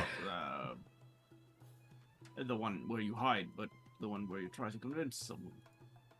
Deceive, rather. Who wants to be the face? Everyone points to Tulsha. That is technically your best option. That is our only best option among us, I think. Among us. I haven't been proven otherwise. So Tulsha, are you there? Anyone else who could have been has died. The DM always kills the bards. Yes, I can lead the interactions. If you want my opinion, we should make a beeline, go straight for the area, and attempt to negotiate with the entities guarding there. What do we know of the dragon and the shadow serpent? Nothing. We know of their. Well, we'll give Joey an Yup. option. Yup. I keep forgetting. You're that good. You said that. Sorry. The shadow serpent is a massive snake-like creature that serves as the guardian of Nocturna's most sacred sites. It is said to be able to blend into the darkness, becoming invisible. The shadow serpent is both feared and revered, symbolizing the unknown dangers of the night and darkness. The flame dragon is a dragon imbued with the power of Ignis, residing within the heart of active volcanoes. It is a symbol of strength and destruction, often appearing in the legends of the Flame Paladins as a test of their bravery and resolve. It is also the foremost devastating assault that the Ignis army calls forth to scorch their enemies on battlefields. So if we're really lucky, we can just move around their territory without pissing them off and find the tree. That's not going to happen. I mean, that being said, before going there, we are in a very well merchandised city. I mean, two out of those three creatures, do you think it would be wise to buy some fire-resistant potions? Yes. Yes. Did nobody pick up on what Thranadil said? No. I didn't. Not. Go ahead. No, I just it's quite unlikely that we'll be able to. Well, I mean, that's the ideal outcome, that we might be able to sneak past all of them. You're really trying not to say the words, aren't you? What? Saying it. What are the odds? I said it, not you. I mean, I would say it. I will say it if no one See, else what does. I really heard, what I heard from you first was that's not gonna happen. I thought it was like, no, Yeah. we're That's going at even him. worse! I mean, any plan is good until someone punches you in the face, right? I think mean- Miguel Tyson said that. I mean, you're not wrong. He wasn't Tyson wrong. Miguel, yeah. I mean, and let's be honest. We're probably only going to have to deal with one of these creatures at a time, if at all. What are the chances we have all three at once? I hate you so much, Ice. You want us to die. To be fair, that actually might be the safest option because it would be like Godzilla versus Kong versus third party. I hear you. Yes. Well, in that case, we could just hide around in the background and pluck a feather here and there, maybe. I would also recommend potions of poison resistance. Yeah. By the way, why do you keep going on about plucking the phoenix? Well, I need one of his feathers. If it's one of the, well, if it is first generation phoenix, that is. I mean, I feel like every generation of phoenix would be first generation because isn't the legend that they die and then get rebirthed on themselves? Well, I mean, That means kids can still happen. right, and also a phoenix that ideally hasn't reincarnated itself. So a phoenix I think that's the never messenger droid died. god odds are pretty high that it's killed itself at one point. Well, if it's a phoenix that never died, isn't that just a firebird? Sure. D&D, legally distinguishable monsters. So, from what you said about the Guardians, if we run across the Phoenix, there's a chance for talking and convincing. If we come across a Shadow Serpent, there's a chance of talking and convincing. If we come across a dragon, we gotta fight. Well, I mean, I could try to seduce the dragon. Please don't. Yeah, Really? you're not. You're right. I can't. What about? So I you know. will cheat on your imaginary boyfriend? No. I realized. Sorry, that was my first reaction about it. You're right. I have a boyfriend now. I already almost got seduced earlier, so I'm not gonna go into that. So why can we not talk to the dragon? Active implement of war. And As in, Your if world you are is found about to- trespassing, he will fight first. yes, but here's the thing. We're going to be fighting no matter what. We're about to harm their world in a devastating way just to save your world. Just Not saying. if you do all the steps properly. Yeah, we that was one of the things we did research was a safe way to extract the root without negatively impacting the area around us, because I am a responsible artificer who learns from my mistakes. Oh, I'm sorry. You mortals still don't understand cause and effect. What you're doing, there's no such thing as safety. It will still take years upon years for it to be properly maintained. Are you going to keep returning to maintain it and aid its growth? I Uh, thought that's what the magic and the bodies were for. yeah, I thought so too. Joey, is that correct? I You would are have to- correct. You just haven't revealed that information to Adendu yet. You did find the so- proper. You do the magic circle to ensure no energies that would corrupt it flood in during its time of vulnerability. You sever the tie, and you perform a ritual after burying some type of fertilizer, like bodies of creatures in there, in order to invigorate it. It will need time to regrow, but it's going to be like a few years at most, and it's going to be fully functioning, relatively unharmed. I mean, this is about as impactful as Fucking sap. trimming the branches of a tree. Like, But we're trimming roots, technically. yeah, So, it's yeah. about as impactful because of all your precautions. But again, you guys did not outline that to Adendu yet. Right, Sorry. Lily will start out doing that outline because I don't want to repeat all that, and she's gonna look incredibly proud doing so, like she needs to get knocked down a peg, kind of proud.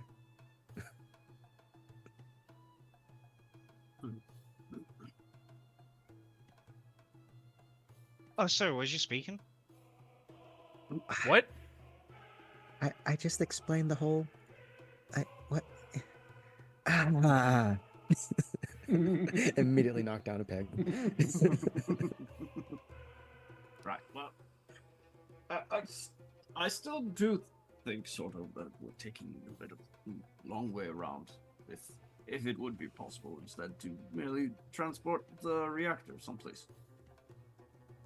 Again, how big is that freaking facility?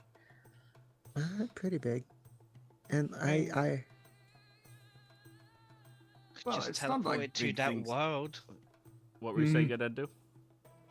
We could just teleport the facility to that world, since give him a surprise. You want to declare war on a world that their gods are active in. That's not my problem. I mean, It kind of is, actually. I mean, they could if- pick a if fight with we're your all- healing if- god. If we're all just playthings for the gods anyway, then why don't we play around? I mean, theoretically, that could be, like, in the long run, a good thing, because, that would unite them against an enemy from another plane. The downside is that plane is our plane, and also, I really don't want my device killing a bunch of innocent people. Right. Also, our plane might not exist at the time of this. If they finally figure out where we came from, but that's another issue to deal with. That's what I I'm mean- saying. Maybe we should just evacuate then. Here's the problem with that. we would need an event like the founding, all of the gods to shepherding our souls and tethers off this material plane. Otherwise, we're just going to be pulled back here.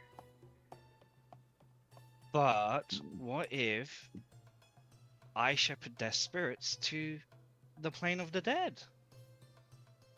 Then, if my math does well, we'll have 3 days to move them to a different plane. Otherwise, they stay in the plane of the dead. No, that's the idea. I mean, Oh, you were boy. asking for another plane.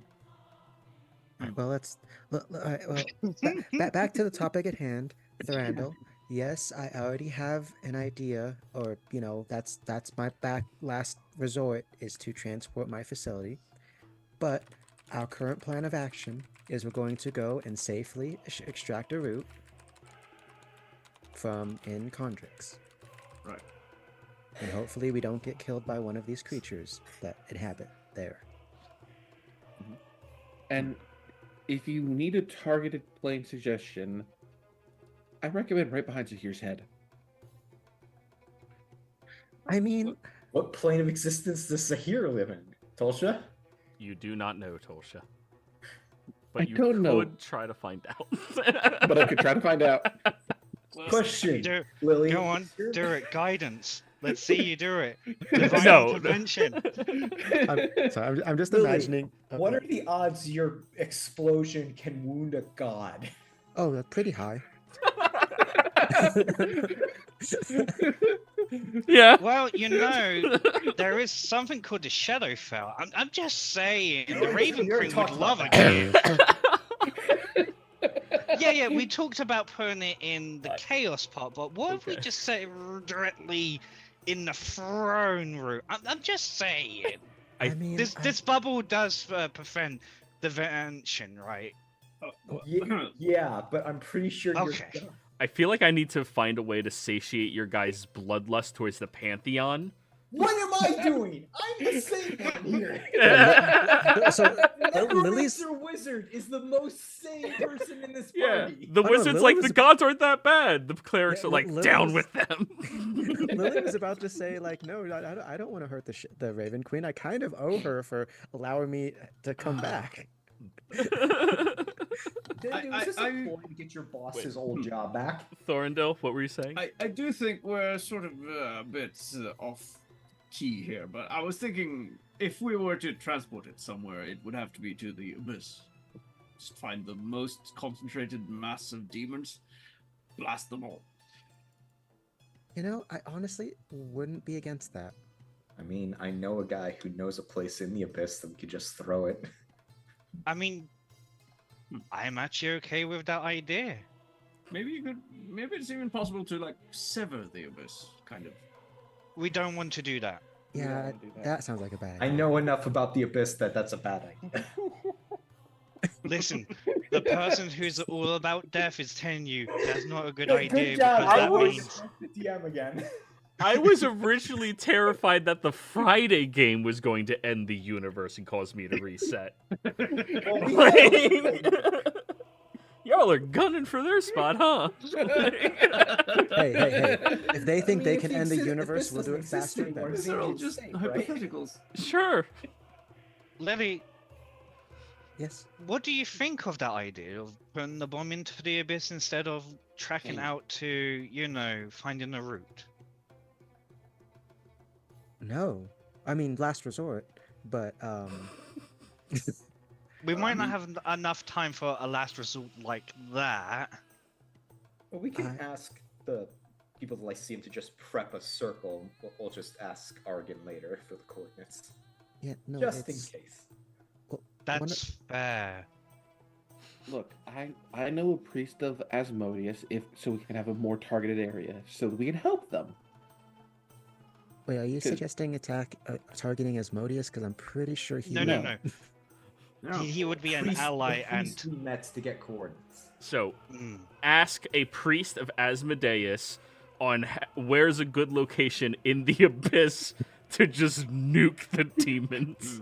Well, one thing we haven't considered though is that if we were to tip the scales of the blood war, sort of, I mean, let lawfulness win, sort of. I have a feeling that that might, after a while, turn the cosmic scales of balance of conflict sort of into good versus evil instead of law versus chaos. Oh well, I was actually more worried when you mentioned severing the abyss that if the abyss got severed by it, the devils wouldn't have anything to do anymore and would take all that energy up on mortals. I just thought of another idea. Ferdo, where do you come from again? Where do you go? Where well, apparently the Age of Arcanum is what you called it. How long have they lived for? Do they still need to live? They're dead. That was literally. Wait, one so of the he things I- literally came from before time? I thought he was He's still like just you. He was trapped in a bubble. Right. Oh. Sorry, I'm I am si- so sorry to hear that. Right. Well, except I still had my faculties, kind of, or I could still do things. I just wasn't. Sorry. Right. Yeah.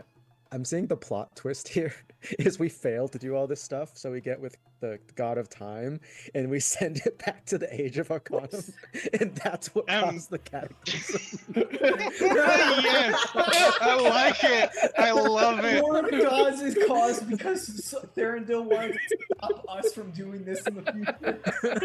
That is, I mean, that's fantastic lore right there. And then it turns out we were in the abyss all along in a time loop. No, that's a different campaign. That's a different campaign, okay? Yeah. I already did that. Look, I was going to say my plan B is just drop the reactor in Isocross and just say problem solved. That think would we not solve any problems. That would start so many more. Tosh, I think we already discussed that last time we were in this special bubble area here. Fine. Okay, but before we get back to the matter at hand, I do have one question for the DM. If we set Lily's reactor to as powerful as it could be and throw it in the abyss, could that move its trajectory and give us a couple more years or even prevent it fusing with the abyss? Like pushing a planet.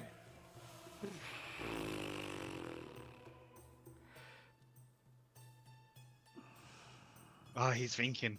Oh, You didn't I think know of this that possibility. feeling. Yeah, There is a lot at play that none of you are aware of across Okay. other games like the Friday game, Ah. who are actively in the abyss right now.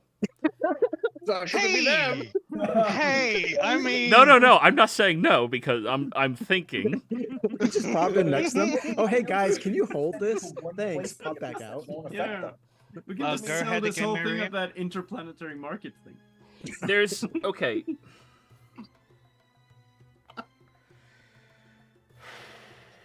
Miriam, can you repeat yourself, please? My question is, if we instead of trying to stop the bomb, make it even more powerful and send it to the abyss, and like a comet, we can just push it from passing our plane of existence rather than crossing. As a player, I'm not gonna lie, I like that idea a whole lot more than cannibalism and a lot of death. I didn't think of that as a possibility until Ilhorn just said, "Let's just throw it in the abyss." And it's like, ooh, how would that work on a spatial level? Just Of course, doing that's some you guys Armageddon love stuff trouble. here. Start playing go some ahead, Aerosmith. Jerry. No, you guys finish your thought, but go ahead. You could really call ourselves Wizards of the Coasts. Disadvantage on your next ability check. So do not insult me. I know how to balance shit. I'm never getting a job at WotC, man. anyways. So, Thorindel, you're the expert arcanist, correct? Mm-hmm. You and Lily, when Miriam poses that question, can both roll me arcana checks. Let's see. Do you want to roll it? Because I'll rather help you instead of No, I already have advantage. Yeah. I mean, do you want to roll it? Do you want me to roll it? Oh, Well, yeah. both. I said both. Oh, okay. Because he always has advantage, so Can I'm I just assist Lily so she doesn't have disadvantage? sure. So 18. Can I guidance the Orndale? Sure. Roll me a d4. Can you hit Alright. that natural 40? Yeah! Second 40 of the game. And getting Joey to make that look. Thorindel. Interesting proposal that he has. Now, the one thing with all of your vast knowledge of planar travels is the celestial bodies, i.e. the planes of existences and the pseudoplanes, each of them are compromised as a portion of an ultimate power of this universe, right? You are not sure what the ultimate power is, but each one represents a portion of the total power and composition of the universe. So when you calculate all of the known universe together, it is theorized that the Abyss is 2 times as more powerful by itself. Now, that is just sheer potential power, not applied potential power. You know that there's a significant difference.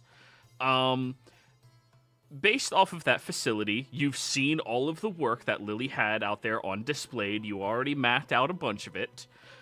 If you were to find a way to make this reactor completely and utterly overload, firstly, you would still require the roots to do this, because you would need to overload it to the potential that it could possibly have, meaning you would need more firm equipment in order to do that. Once you did that, if you were successful in overloading it to that degree, you may be capable of wiping out a portion of the abyss, which would not cause it to move, but would cause a new opening in it. That opening could be filled before other layers of the abyss flood to that area, though. Meaning, if somebody had a temporal factory of some variety that they could place in that opening of the abyss, they would be able to have two fronts to fight the abyss on at the same time, in theory. It would not move the abyss, but it would cause a large enough, devastating enough blow that very large portions of the abyss, many layers, would be destroyed, and an entire rift and entryway into the universe would happen because of it. But it is definitely feasible. We need to speak with the leaders of Hell, I think. I know a guy who can get us to a meeting. Oh. Do you want any justification for why we... Yes, please explain your thought process. Right, so well, I mean- Wait, Adendu was speaking first. Go ahead, Adendu. I'm guessing the reason why we may need the leaders is a potential overthrow? No. Well, no, not exactly. I'm just thinking that, well, we might be able to, with this potential blast meltdown we could create, we might be able to, yeah, well, stick a new hole into the abyss, kind of. One that Hell might flood into and cause a new sort of front for the abyss. So, we're going to become retailers or renters? How would this affect the Landscapers. house? Landscapers. That's one term for it. I like it. Miriam, Yeah. No. would you not like to go down in history as a landscaper of the cosmos? I mean, I'm already going to go down as history for someone who breaks the control of necromancy, but okay. My Okay. real question is, what do the Hells gain out of this that you could potentially get a meeting with them? Well, you know, the gist of the Blood War is that the devils are outnumbered, right? But they have much better tactics and strategies than the demons have. And I do think the devils might be able to far better utilize a second front for the Blood War to, well, maybe push the demons back a bit more. As someone of true neutrality, I would rather work with a devil than a demon. Agreed. Likewise. I missed one component in all of that. I apologize. In order to do this, you still have the first issue of needing broomstones to be able to transport the facility itself, which none of you have, or you only have vague knowledge of how you could get one. And whoever was inside the facility, Lily, I'm going to reveal this because he rolled a 40. He would realize this. Yeah, that's fair. There would have to be a sacrifice of somebody in the facility. The only way you would be able to transport it to a different plane and control it to its potential of its explosive nature is if somebody was inside the facility maintaining all of the physical components while that was happening. So someone would sacrifice themselves for that to happen. Hey, Cosette, you And want extra credit? now you realize that Lily this entire time saying as a last resort for you guys sending the tower elsewhere, you didn't realize she was probably planning on herself being that sacrifice, but that's also why it's her last resort. I am the very model of a scientist hilarious. Right. So I realize that, but I'm just looking at Lily and not revealing it to the rest of the group. Everyone else, wipe that from your mind. Like what? Lily looks at you, looking at her, and then we have that like mental conversation, where it's not actual mental conversation, but it's like we know. You mean message? I do. No, just silent. What were you saying, Adendu? I do think that would be the best course of action in the long run, because demons are just out for bloodthirst. I really don't want to mess up another plane just to save this plane. No offense, your plane is nice and lovely, but I was trapped in your fountain, and I'm kind of biased of not wanting to destroy it because people. But the hells and the abyss, they're not people. Right. And I'm thinking that... I love your takes on like as at this point in Archpriest, right? Like... Right. And what I'm sort of thinking here is that if we play our cards right, we might be able to persuade devils to assist us with this whole endeavor. As such, there should be quite a number of, dead archmages somewhere in hell that they're probably torturing that might be able to assist, be on loan for a little bit, as it were, maybe. Well, Not just that, you could always gain a favor as well. Right. Sorry, go ahead, Lily. Please. Alright.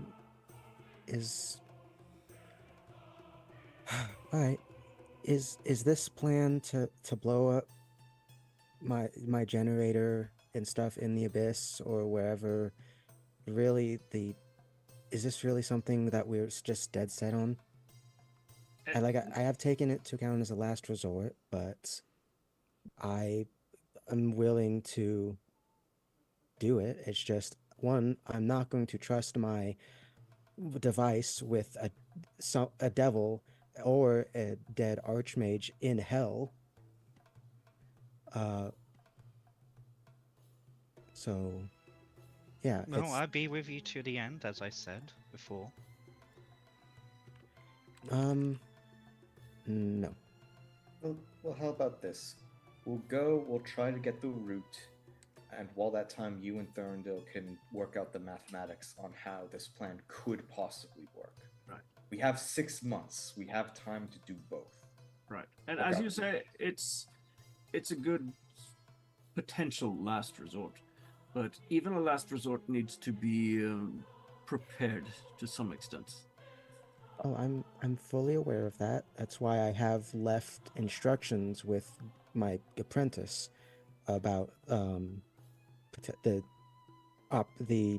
so I'm trying to actually think of the word now as a player, and I can't think of not operation, but like it's the scientific thing for that. Experiment? Not experiment. Do you like code, whatever, code blue, code red, whatever, that sort of shit? I believe you're referring to Code Red as a general shit's fucked moment. Well, that kind of. DEFCON? Yeah, kind of like a DEF CON sort of thing. So how drastic are things? Type of scale. That's what you mean? Yeah, like basically, Lily left him instructions on how to keep it stable right now, but then, hey, and if things get any worse, this is the setup we need to do. If that is the last resort, say if we can't find the stuff we need, do we still need the routes for that kind of plan, Thurndil? Well, I mean, the roots would help a bit with overcharging it, sort of. So yes. I'm sure we could even attempt to use that singularity of yours to make it even more potent. Although that we should take care not to make it too potent. Right. So we'll still go for the roots and for the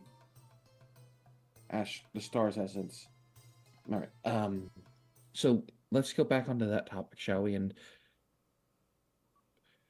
can anyone think of anything else we would need to get to prepare to head there? Because I'm just Potions going to are- assume that we're going to want a night's rest before heading over there, At just so least- everyone can. At least prepare 3 when- days worth of food for all Let of us. Tolsha finish their thing, guys. Right. Keep going, Tolsha. So everyone can prepare what spells they need. They can change what attunements they need.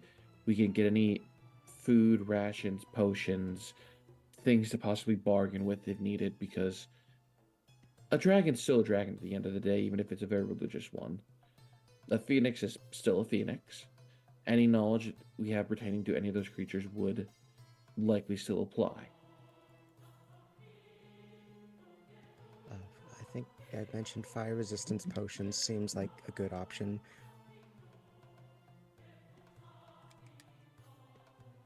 And I suggested poison resistance as well. If there's a serpent, there's a high possibility that it is venomous, which for some fucking reason poison resistance covers. I mean, I was gonna say I think out of all of us, only 2 people here would need that. The poison resistance. Right. Dragon's Guile. Didn't we sell that? No. Gave that to Tatiana. Satyana. So- Yeah. Satyana. I thought we gave the burial spear to Satyana. Oh, we did. We gave the barrier spear and coke and time dilation. Always so much fun when I hear that. We still have Dragon's Guile. Okay. But will that work on a divine dragon?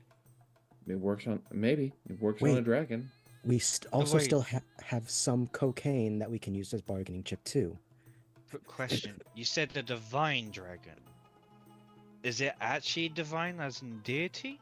Or are they just thinking it's divine? It's referred to as It's referred to as the weapon and message of Ignis. So I am referring to it as like it's at the creation of the god, It or might at the be very least under its protection. right. I would assume it's some form of avatar, sort of. Well, I will have to set up tools to kill an avatar is a little bit harder, but great rewards either way. Loot. Imagine Piss off a god of war. the augments we could make from that. I mean, we do keep talking about potentially fighting, which, knowing our track record, is probably likely. But in the off chance that they are willing to, work with us or talk to us, like there are runes on that plane that hold artifacts that essentially they would probably ask us to retrieve for them real quick, and then they'd allow this or that, like basically in their favor. No, if it's a god of war, it will probably ask us to commit atrocities to the other faction. Agreed. Just saying. I've been a long time, so understanding of how people work is my specialty. Well, here's a thought. Let's bring, just to be safe, let's bring the pyramid, and if we find one of them, I'll just open up the War Angel and have it fight them. Me? No, the War Angel that was imprisoned and that got blood battle drunk during the Age of Arcana. Did you guys ever tell Adendu about that? No, actually, No. I'm bringing this up for the first time Do you- nonchalantly because I thought we told her about everything, but I Oh, you're didn't. talking about my older sister, Adendu said. First thing I'm hearing about this. You Battle have Angel was another good. of my kind imprisoned. Technically, no. I just figured out how to release it when we released Hemis, but this angel is blood drunk on the war, and I have no idea how to safely release it outside the Divine Gate without killing us. That's why it's still there. I could try something. I know how to calm. You know how to If need calm be. a war angel in mid-bloodlust. You know how to calm emotions. Yes, I know how to calm deep emotions into nullness, apathy. I am deaf. Technically, Argon knows where another one is, but I don't know if he's told me about He that. has not. Damn it! We could have had 2 in this Pokeball. Well, once again, let's focus on what we do have and what we know. These are the cards we have and how we're gonna play them. We're gonna buy some supplies, food, potions, etc. We're gonna go into this. Let's not look for a fight. Let's just be But- ready for one. That is what I agree. Be prepared for the fight, but hope that it's not a fight. So no one Understood. brings the angel. Got it. No, bring the angel. Right. Listen, I'm confident in my skills of putting down a dragon. A divine dragon is a whole different story. And you know this angel of yours, it might if this is a different plane with the other gods, it would probably view them as heretics, you know? Might serve as a good distraction. See, this is why I like you, Fanador. Me and you think alike. Joey. That's scary on so many levels. It really is. Why can't we just I- get along? Yes, go ahead, Tulsha. If I remember, we were told what god that angel followed because we did a history check. I don't remember off the top of my head what it was. That was a long time ago. Wasn't it a say-so? No. No. The artifact was crafted in an attempt to take a say-so in their Yes. vanity. Right. They were But we know. they were incapable of achieving that through this artifact, by the way. You Yeah. are aware of that. Okay, let me get those notes up real quick. Do you know what sort of angel it is? I A mean, is war it a angel. solar? What? It's a actually good question. Joey, was it a planetar? What was it? Well, he's looking up what it is, so we'll find out when that happens. Right. Oh, actually, this is actually a good question because I forgot. How long does it take to open that thing to let something out? Because I figured out how to do it with Hennis. Oh, yeah, that's like a minute.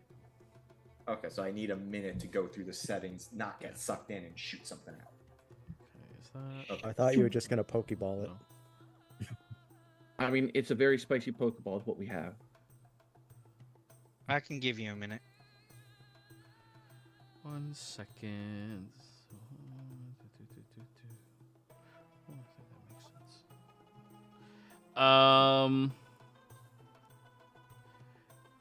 It was a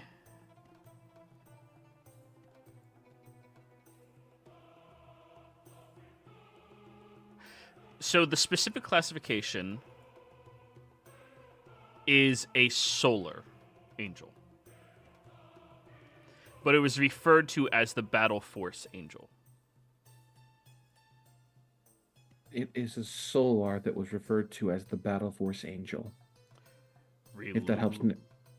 Sorry. Oh, If that helps narrow down who it might be, Adendu. Adendu. Religion check. I would like to assist if possible. Can I I roll think as well? Darrendel's the only one that's got a shot at that. Yeah, both of you can roll. Yeah, go for it. Alright. 29. God damn. And Adendu? I think I have to roll with disadvantage. You're Why? exhausted? No, because you gave me disadvantage for my On your badge. next ability check. Yep, you earned God that. damn it, I did not Adendu. give it to you. You earned that, okay? I just... Yeah, yeah, my bad. No, you're good. Just... Come on, double nat 20s. Oh, no, it's normal because you're assisting me, aren't you? Yeah, if I'm assisting, it would be normal. Sure. Okay. Come on, nat 20.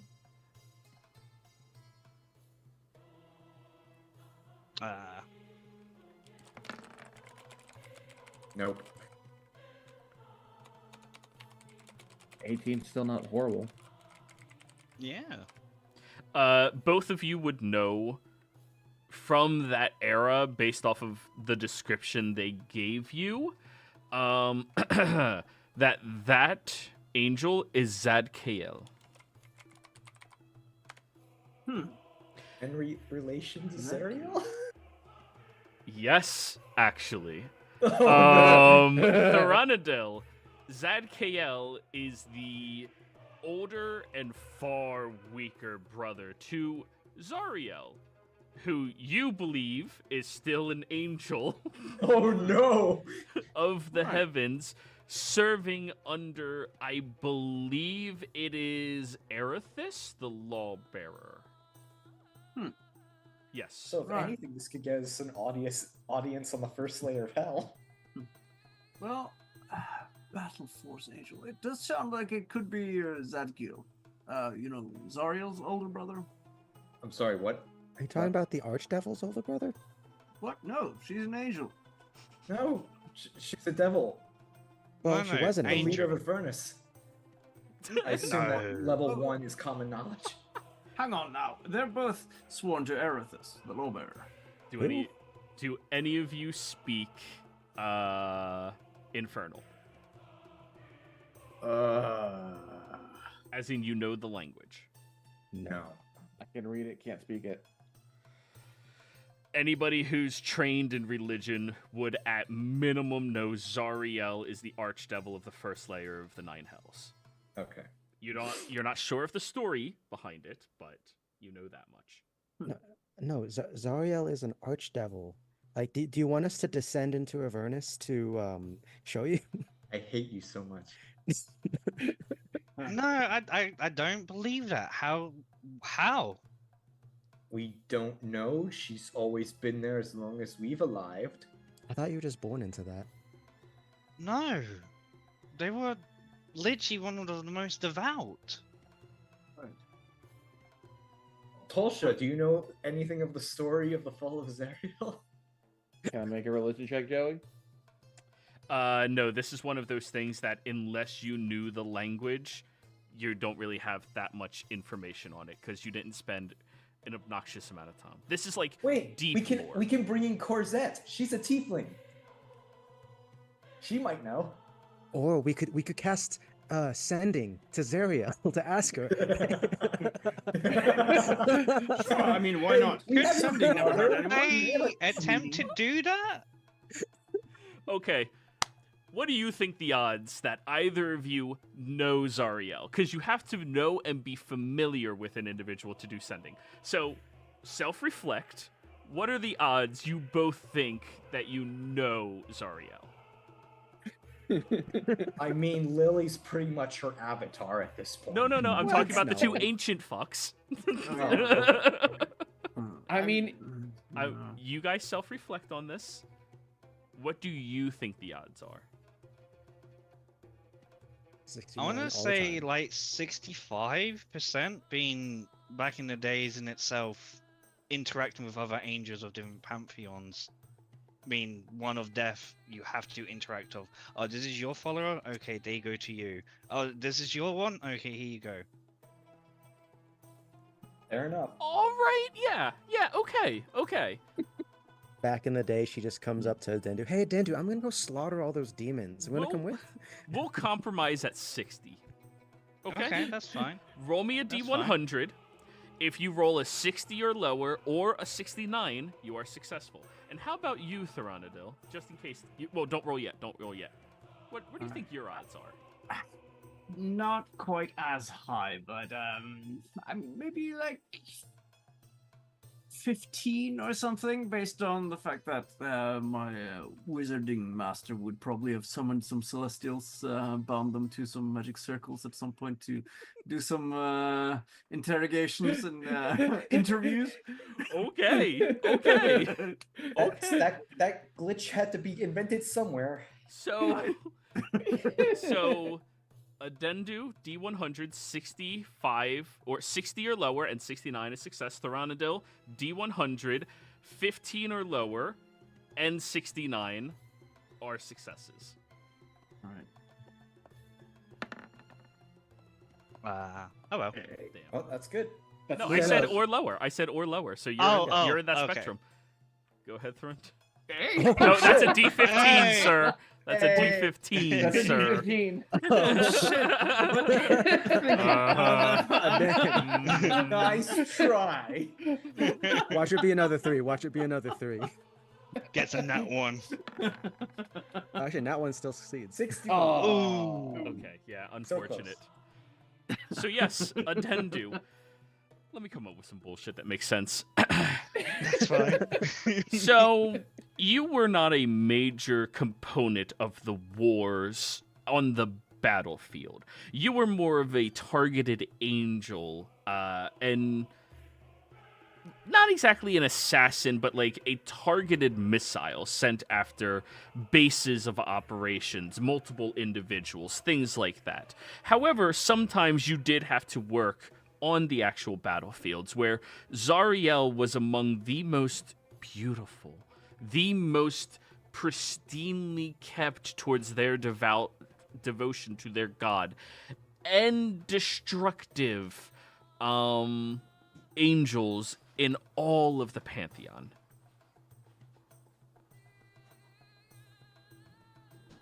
And you did meet them on one occasion on the battlefield, where you learned exactly how terrifyingly powerful and graceful Zariel is. So yeah, you're familiar with Zariel. This is when the Dendu You just cannot something. cast. Good. Sorry. Go ahead, Dalsha. I was making a joke of saying this is when a Dendu instantly casts it, saying like, "Hey Zero, been a long time. How you doing?" I was gonna say you cannot cast sending inside this bubble. Divination is blocked.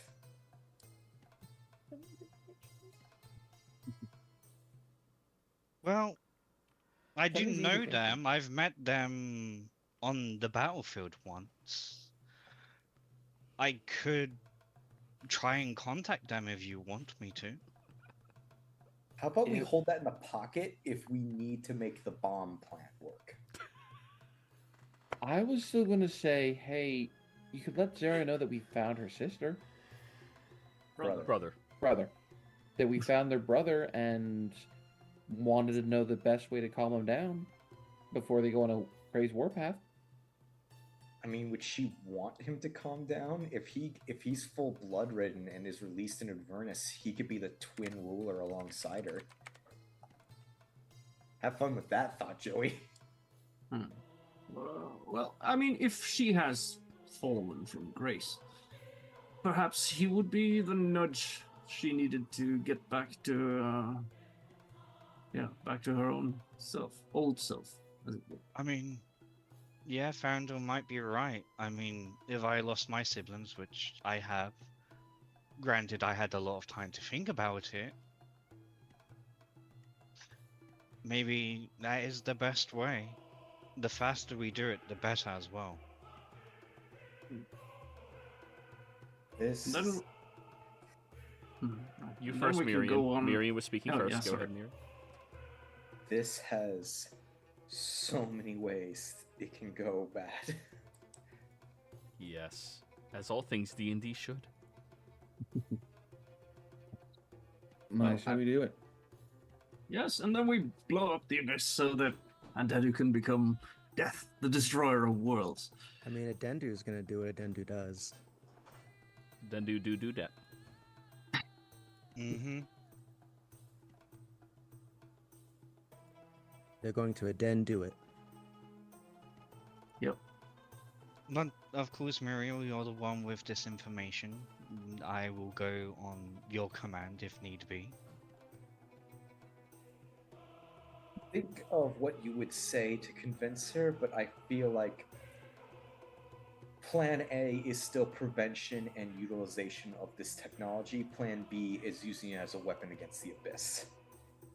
Yeah, and if I had to say anything, if Zariel knows, doesn't that, like now that certain people know of the existence of what I did, and but once more people, some with less than good ideas, or less motives, I should say, know about it, well, their first reaction would be to use it as I've mentioned and my last resort, and what we've suggested, instead of, On the counterpart, I don't feel great having another of my kind being trapped. As Farandil could admit to it, it's not pleasant.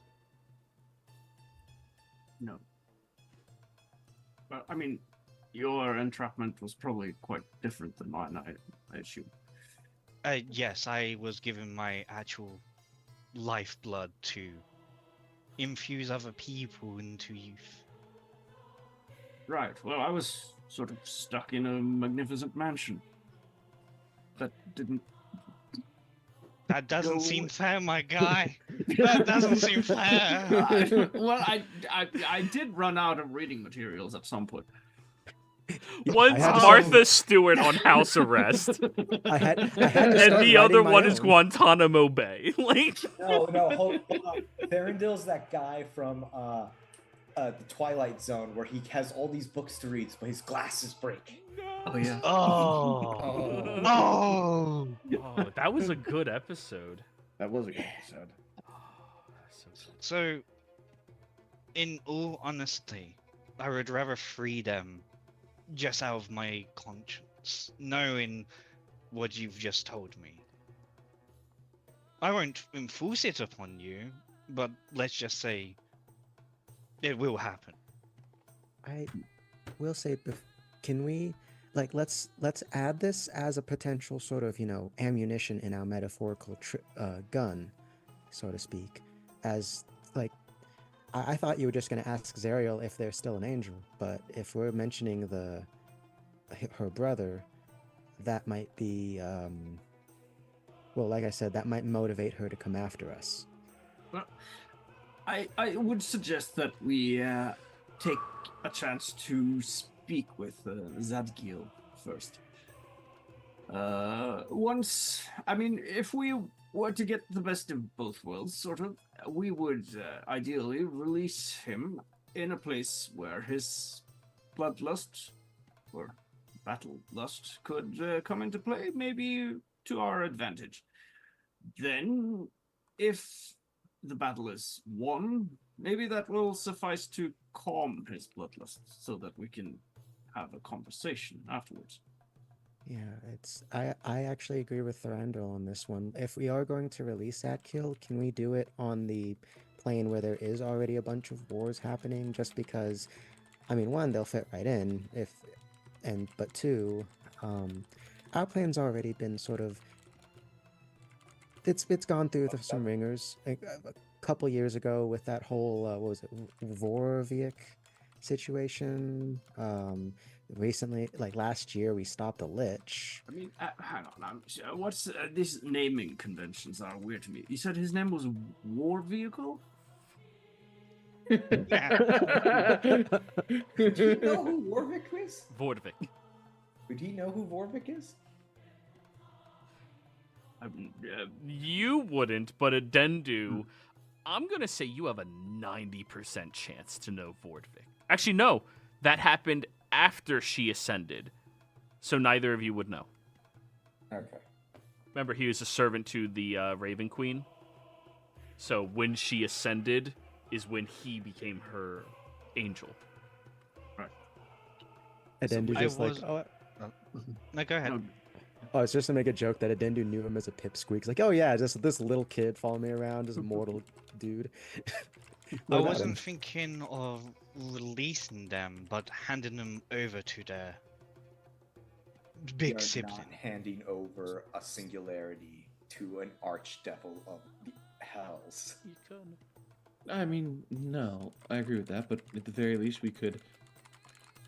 And I know as heretical this sounds, make a deal with Zariel. It's like, here's your brother back, Deal with an archdevil of and you just owe us a favor later. it's always Yandish who wants to make a deal with the devil. It's always Yandy. Mother fucking God in heaven. Oh, by the That way, would work Adendu, as the backup. Adendu, I did whisper something to you. It's not crucial. I just wanted a point of clarification for you. Oh, here's a question, Joey. How many sides of that D4 are empty at the moment? Could we just capture all? We could capture all three: the dragon, the serpent, and the phoenix, and just have them.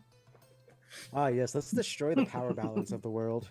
Yeah, that would be. Let's do that it. would be fucked, but we And could bring do it. that power balance elsewhere. We could do it. We have the technology.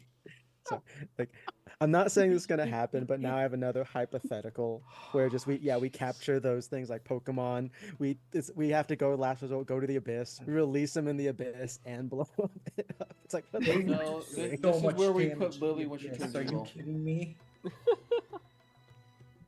Yes, no problem, Edendu. So are we taking the triangle or not? I think taking the triangle as as one of our options is good. So let's bring it. Let's please stop discussing making deals and talking to an archdevil at the moment. It's a lot of this conversation has made me very uncomfortable. Right. Well, I mean, so this prison of yours, that's also a singularity? Yes, it was made by the Wizards of Draconia, I believe, in an attempt during the war as an attempt to capture the goddess Asesa. It did not work. All right. So, say so. You we say know so. about creation. Don't give me that shit. I may have come across the name a few times. I haven't really. Okay, goddess of creation. Good to know. Yes. Also, don't stay on this plane of existence. Go ahead, Edendu. I was going to make a very bad pun, but I think that would be blasphemous since I've actually met them. Well, I mean, to be fair, we're in this magical thing where nothing can look into us to know what you said. I mean, That is what you think, but not know. I mean, the yeah, only just one. Asesa keeps an eye on us. Like, okay, what are these chuckle fucks doing here? It's like, they said what about me? I was gonna make a joke that Mary's in here with us, just in the corner. Eating an apple. Oh, hi there. How you doing? She's Quietly just eating an apple. T-posing. However that works. Yeah. She my God, somehow is Mary. quietly eating. She works like that's. Joey, who's more undetectable, Mary or Tony? Tony is cursed with non-detection. Mary's raw talent is nearly on par, but Tony still is more non-detectable than she is. Yeah. But again, cursed to be like that. Yeah, he got it handed to him on a silver platter. She had to work for That's not- Poor Yeah. Tony. Poor She's Tony. blessed with it. No.